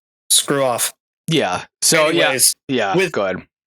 With the fight between Asta and Longris, Asta finally reveals his black form to everyone, and they see it. And this is like announced to everyone that this is what he has now. And while he does beat Longris, the match ends in a tie because both crystals are destroyed simultaneously. Technically, Asta loses, and both of those teams fail. Moving on to the rest of the match, and we did kind of skip over Yuno and Noelle's team's first round, where Noelle decides to get a ton of revenge on her brother, and it's so cathartic. Just seeing her absolutely demolish him with a single Sea Dragon's roar. It's so good. Yeah, but I think we also skipped over the fact during this whole, when he's about to kill Finral, there's something going on that people are kind of they're like, what is this dark magic feeling? Because it's not normal. It's the feeling, the energy they're getting from Longris isn't like just it feels different. It's like a very evil, malicious feeling. Not something that you would feel from like a normal person. And everybody's starting to get this hint that something is going on. It's actually something that is. I'm glad you brought that up because Black Bulls specifically know what that feels like, and you see flashes in their minds of both Veto and Fauna with their third eyes open. It has that exact same feel, though still different enough that it's not the exact same. Yeah, but it's like the same energy. They're like, wait, why are we feeling it from Longris? What is going on here? Yeah, and it's very confusing. It's why Finral doesn't try and get out of the way and try and escape. It's because this is his little brother. He's not wanting to lose him, even though his brother's ass. Yeah, his brother's a dick. Yeah, for sure. The tournament continues on and ends up being Yuno and Yuno and Rill's teams fighting in the very end. And this is where we get Yuno's counter power up to Asa's black form. He gets Spirit Dive, which is where he assimilates with Bell and is able to use spirit magic as if it was a part of his own body, getting half a crown on his left side, a wing springing from his left side, and his left arm turning green, as a mirror to Asta's black form, turning his right side black. Yeah. And the show just wants to kind of like keep comparing these two and contrasting these two. Yeah. It keeps their parallels, keeps them side by side. And in this, it is an epic fight with Finral barely winning out because he manages to destroy the crystal. Again, mainly winning on a technicality because he was not winning against Rill himself. Just a blowback from Rill's spell destroyed his own crystal. Yeah. You said Finral. You meant Yuno? Or... Yeah. Yes, sorry. There's so many names. Yeah, there's a lot of names. Yeah, so yeah, it's basically Yuno against Rill, and so he does that morphing form, and so you get to see this form for the first time against Rill, and basically they are clashing it out. You know, it's like kind of crazy. Is Rill going all out in this scene? Basically, yeah. Rill's having a blast with this entire fight, and they have their own like spirit. They have their own like beam attack clash at the very end, to the point where the crowd breaks away from Yuno as he's in this. But again, the backlash from Rill's final attack is what destroys his own crystal. Yeah. So Yuno wins on a technicality because of that, which means his team is guaranteed to be joining the Royal Knights. Everyone, and just winning didn't mean you were going to become part of the Royal Knights. It just basically guaranteed it. They end up choosing people from all the different teams that were formed on it. Like Asta and Mimosa both join. There's even a hint that Finral would have joined because they end up having another spatial mage. The one that took them all to the Royal Knights exam. He ends up becoming part of the Royal Knights, but it's kind of implied that if Finral wasn't put into a coma because of what happened, he would have been joining the Royal Knights as well. Yeah. Yeah, and that other guy, so we get a little bit. Does he have the same? Does he have the same limitation as Finral, where Finral has to have been somewhere before in order for him to transport people to that location? Does that other guy have that same limitation?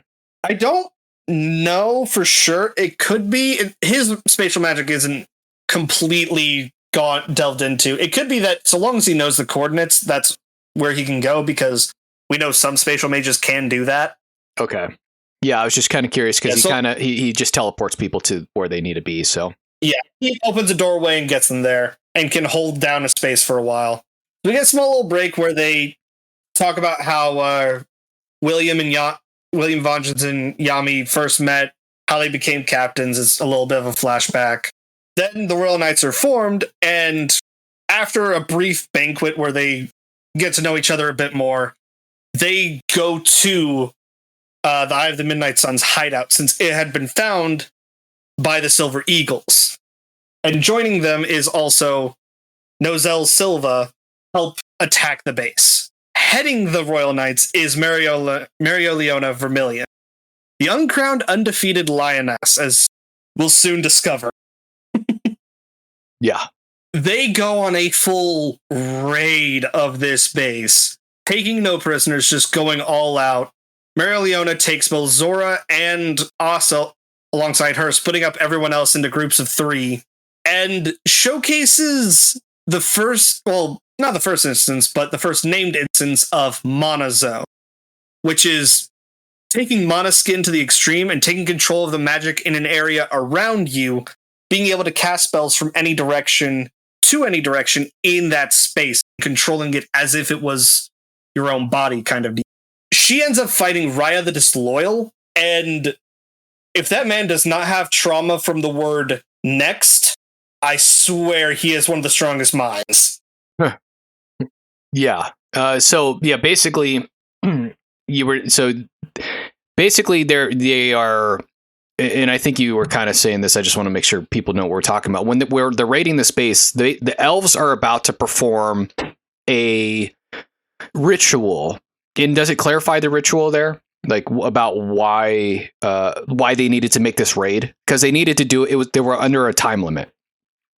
It was less a time limit for the raid itself. It's more of, it seemed like it was they attacked at the one point in time where the spatial mage left, where Valtos left the Eye of the Midnight Sun for a bit during each day, as they'd been monitoring it for a little while to get that kind of knowledge of it. Okay, so they're not completely aware of the ritual then that's happening. They have no idea that they're going to be enacting the ritual soon. They have no clue about but because the show does tell you though. Yeah, right. Like that. It does show tidbits here and there that they're talking about this major event that's going to happen. And near the end of the raid on the Eye of the Midnight Sun, we see Julius Novachrono meeting with William Vangeance, and they have a short discussion. Vangeance takes off his mask and says, "I'm sorry I couldn't choose between the two of you. You will have to choose now." And you see his body change. The birthmark on his face disappear. His hair grow longer as we see Licht appear in William's place. Turns out there are two souls in one body. Whenever they switch who's in control, that body changes to the form of the person that is in control. Yeah, William. So that's why William pissed me off. William pissed me off at this point, dude. Oh no, he pissed off everyone. Don't get me wrong. And this is where Tabata took a lot of inspiration from Berserk, because William is Griffin, essentially in this moment, because they both have similar looks, and it's a moment of betrayal. Licht is attempting to fight Julius because Julius has 3 of the magic stones they need. Valtos has gone on his own to the Black Bulls base to get the 1 stone that the Black Bulls didn't know they had. And that introduces Henry, who actually owns the hideout, and that is his magic. He Mechazords the hideout. It's the quickest way of describing it. Yeah. And that's just a fun thing of where we discover how Gray, Gauche, and Gordon are all able to work together. Gray's able to change other people's spells while they're fighting. Gordon's got all this crazy poison magic, and Henry is cursed with a constitution that he constantly has to absorb magic to be able to live. Like, he needs to pump his own blood with mana to make himself live, kind of deal. It's that debilitating. Yeah, and he absorbs it from other people unwillingly. Yeah, it's just a passive constant effect. He has no control over that. When he's inside the base, to a lesser extent, because it helps limit it that way.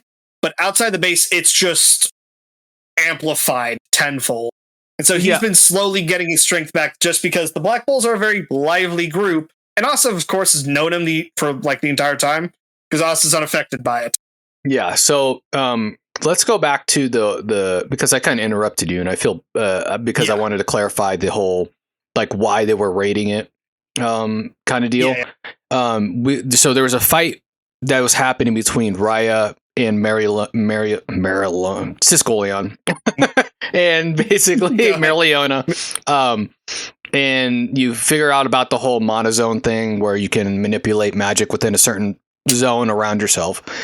But this fight is sick. This is a super cool fight because Raya is constantly throwing out new attributes, new spells, switching between them to try and catch Marileona off her game, but she just burns through every single spell. And she's a brawler. Unlike most of the mages in the series, she is a brawler. She will get up in your face and be a problem the entire time.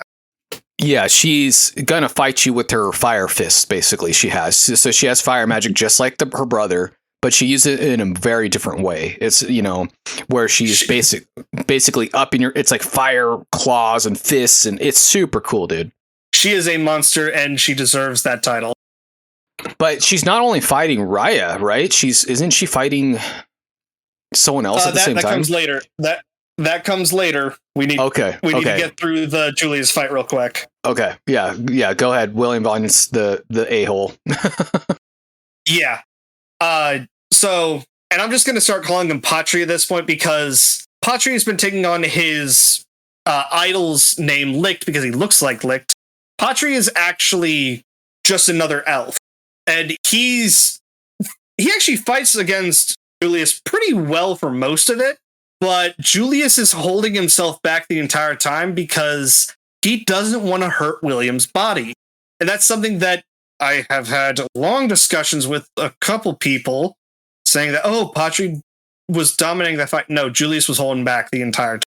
I didn't get Julius was not. Yeah, just to confer with you, I didn't get the feeling that that Nova Chrono was losing at all. I mean, like, to me, Nova Chrono was Julius. I should call him Julius, just easier. Julius is like way seemed like he was actually quite a bit stronger than that. But like you said, he was holding back not to kill William. And so I don't know who said that to you, but to me it seemed like Patri was trying his literally all out. Patri was doing his best to try to kill him, and he was not really able to do it.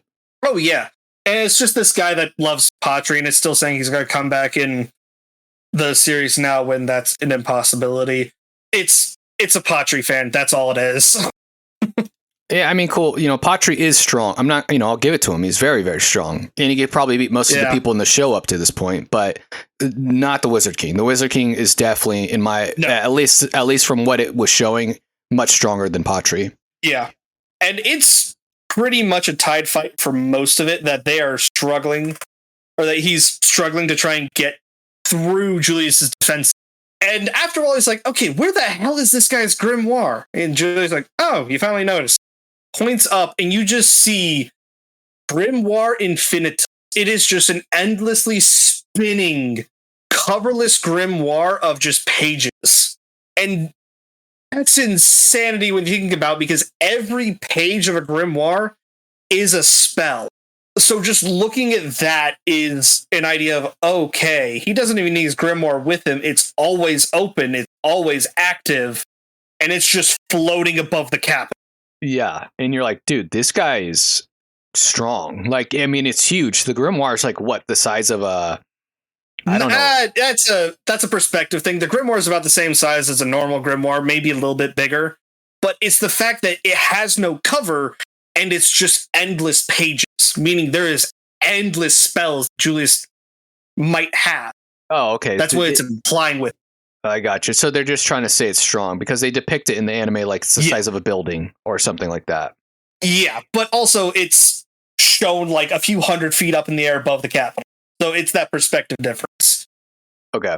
But then Patri pulls out his trump card, which does allow him to win the fight, in that he takes the entire country hostage.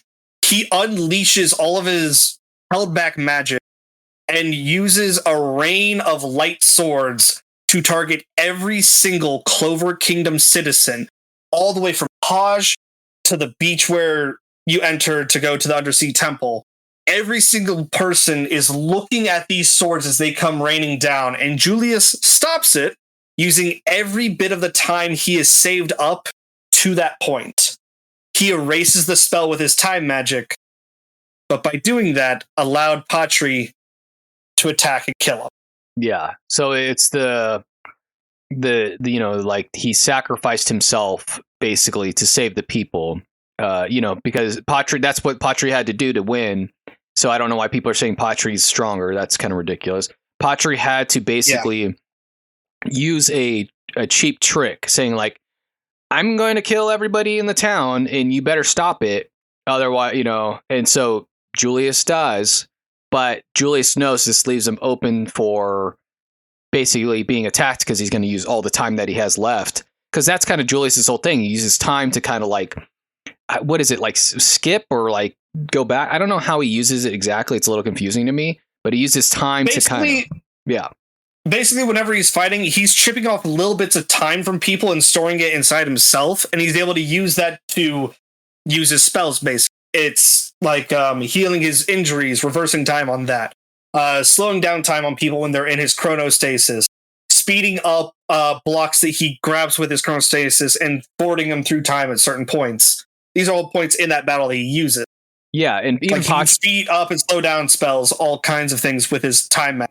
It's insane, the versatility with it. Yeah, and Patri kind of like catches on to this. He's like, he's not just predicting me. There's something else going on here. That's also the thing. It does give him prediction powers with that as well, which makes sense.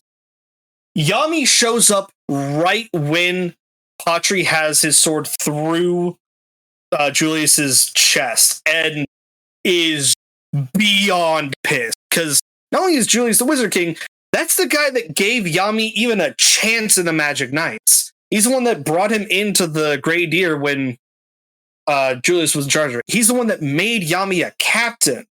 He's the one that taught Yami how to read and write in the Clover Kingdom's language. Like, that is someone he is beholden to on a level that few could ever say. And he's actually loyal to Julius, and he's beyond pissed. Valtos pops up, gets Patri out of the way, and then that the reincarnation happens, and it's not just they pop up and they're a new problem. They take over people's bodies, and it is a mess because probably about a quarter to a half of the Magic Knights are taken over. And this is a major problem for everyone, just with the amount of destruction they cause in such a short amount of time. Even members of the Royal Knights that attacked the Eye of the Midnight Sun, they turn into elves, and it causes all these different problems throughout the country as Marx is taken over, the Doctor's taken over, Luck, Yuno, Klaus, all these different people. The only ones that are spared 100% are the Royals. No Royals are taken over in this entire endeavor. Wait, none of the Royals are taken over? None of the Royals. Okay. The only member of the Golden Dawn that's not taken over is Mimosa. Oh, okay. Okay, gotcha. Which we find out in this same arc that the reason that is because the Royals of 500 years ago genocided the elves and took all their mana. And that's why I think that's generally how it's explained how none of the Royals are taken over, because none of them are have bodies good for the elves or are reincarnations of the elves. Yuno is the special case in that he gets the elf that's reincarnated inside him is the unborn child of the last leader of the elves, the original Lick, who he's actually fighting now in the Eye of the Midnight Sun's hideout. Or I guess we should say the elves' hideout at this point. Yeah. Asta eventually shows up and fights alongside him, and Licht is a menace because he's also the original owner of Asta's grimoire and both of his swords. So he knows how to use those swords better than Asta and is able to almost melt into the mana around him, the natural mana around him. He's that powerful, and he's not even awake. He's still asleep at that point, base. Yeah, and this is the first time I think you realize that Licht owns those swords. Like, those are his. Yeah, we see him wielding one sword, a third sword that we hadn't seen before, but he takes Demon Dweller and utilizes it in ways Asta had never had before, using it as a way of capturing Yuno's spells and directing it back at him. Still being able to slice through spells, but not in the anti-magic way, but like actually overpowering the spell itself with his sheer mana. And he's bouncing all over the place as he's doing everything as well. Raya has been tired out at this point. He's just not having it. And is just watching the fight. And Asta and Yuno lose the fight. This is not something they win because they just can't face against Licht. Licht ends up dropping the third sword, and Asta grabs it right before he's knocked away, which we eventually discover is called the Demon Destroyer's Sword. First, the big sword being Demon Slayer, and the one that Licht took being the Demon Dweller.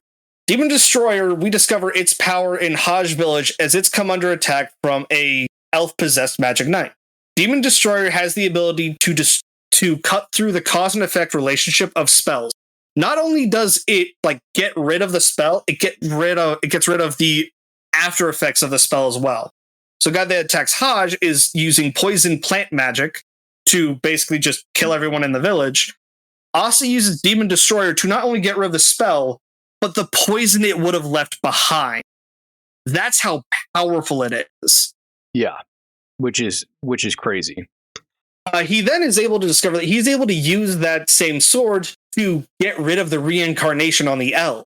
And he saw that this one elf was about to go berserk and lose himself. And they're starting to see that's a bit of a pattern. That shouldn't be happening. He and Yuno get a brief, just catch up with everyone around them, talking about what the situation is, and then proceed to move on towards the capital because they're just trying to get to the epicenter of all of this and catch up with the elves that left with the base that they were invading.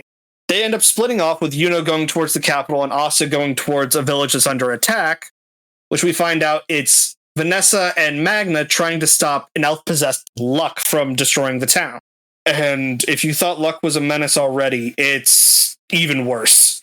It is worse now. Yeah. Yeah, he's basically like super luck. The only way they even have a chance is because of Vanessa's thread magic, which the very last bit of Rouge before it's dispelled is pulling Asta into the fight to save Magna. And that's the last bit she has of it during that fight. They end up saving Luck with a very heartfelt moment between him and letting his mother go of being forced to try and win every single fight and coming back to the Black Bulls. They end up going back to the base. The four of them go back to the base, trying to recollect themselves, find it destroyed, with Gordon and Gray sitting there, Henry in the rubble, as Gauche has been possessed by an elf, as has his little sister. Charmy ends up coming up and showcases another one of the most broken spells in the series, being able to feed people food and replenish their mana with no downside. And if you haven't watched the show, you don't really know how strong that is. Being able to replenish people's mana is like, because that's like she's the only one in the entire series that's capable of that, and she can just dish it out with no issues whatsoever, literally.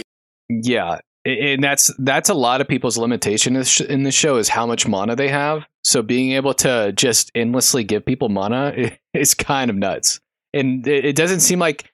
Even so, when people are eating this food too, it doesn't seem like they get full. They just keep eating and eating and eating.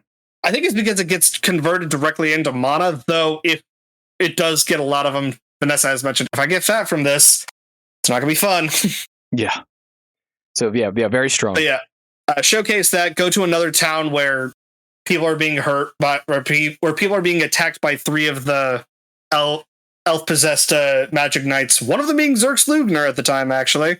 And this is where we find out Vanessa's Rouge is even more powerful by the sheer fact of she can have it on the base and it affects the entire base because it's Henry's magic.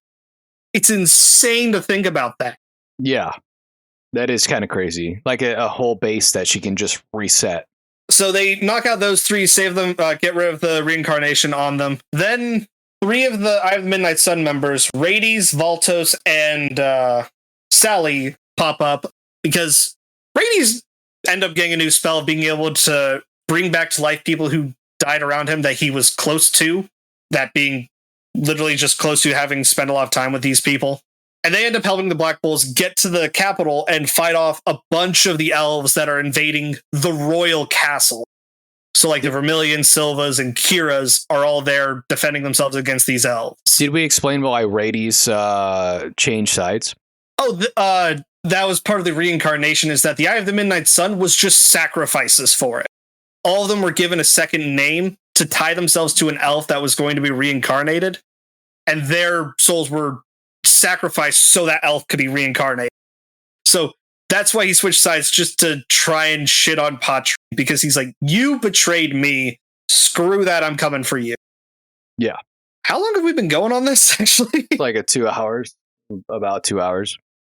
This may have to be a third part, honestly, because there's still a lot. Yeah, I mean, we could do a third part for the Shadow Palace if you want. We should be able to get through the rest of it with a third part, though, and it would give you time to watch the movie as well to talk about that while it's going.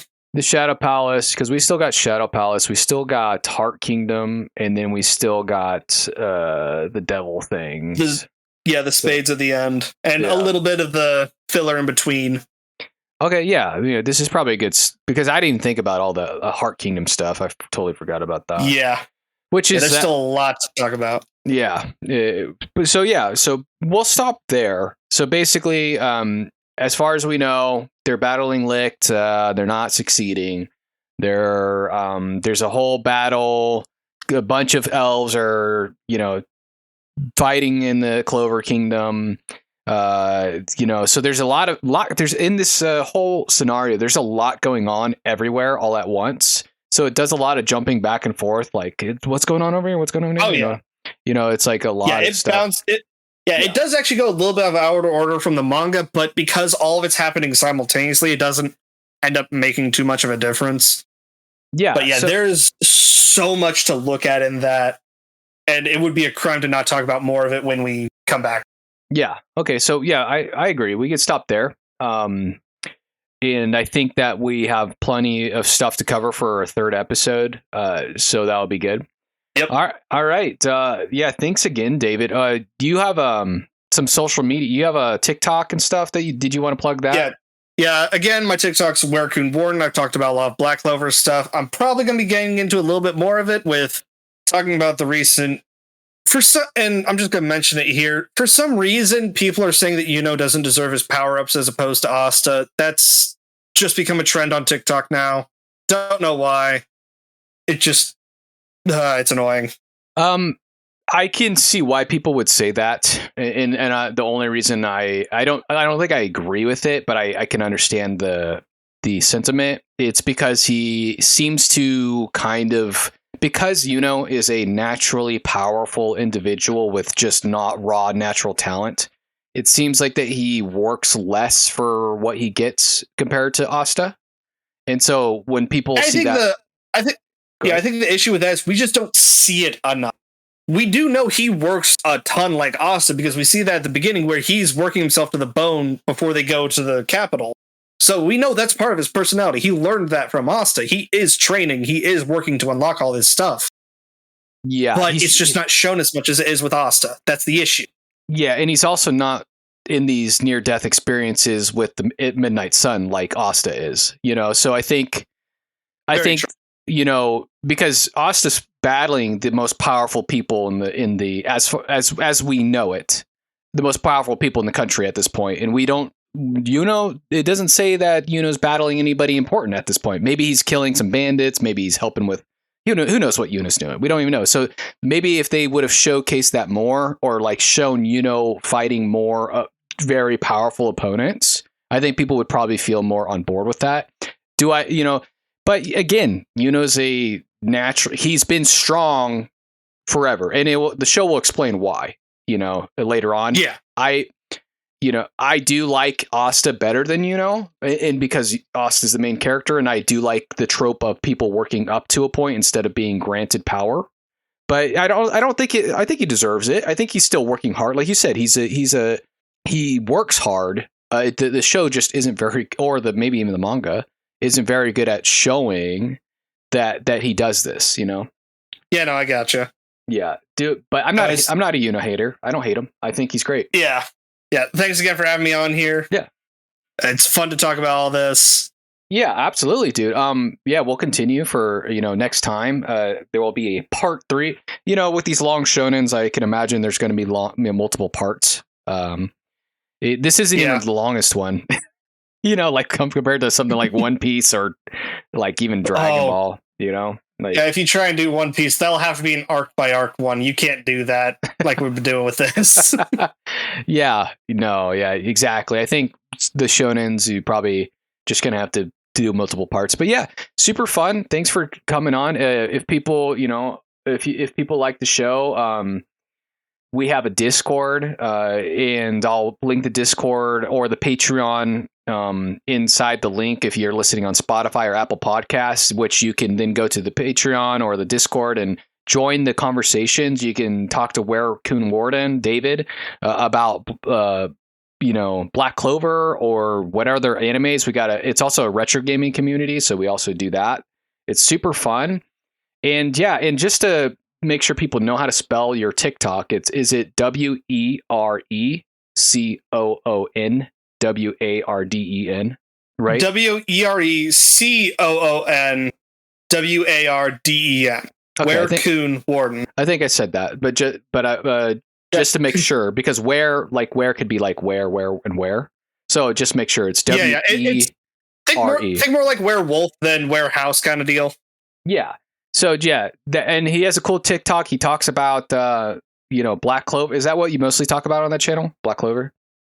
Mainly, yeah. There's been a couple other topics when I was posting. I haven't for a while. Yeah. But yeah, I'll probably post some more stuff in the coming days and so. Well, now that we have an announcement, it's time. It's time for you to get on that train, dude. No joke. Yeah, super awesome. All right, anyways, awesome. Thanks, man. Thank you again. See you next time.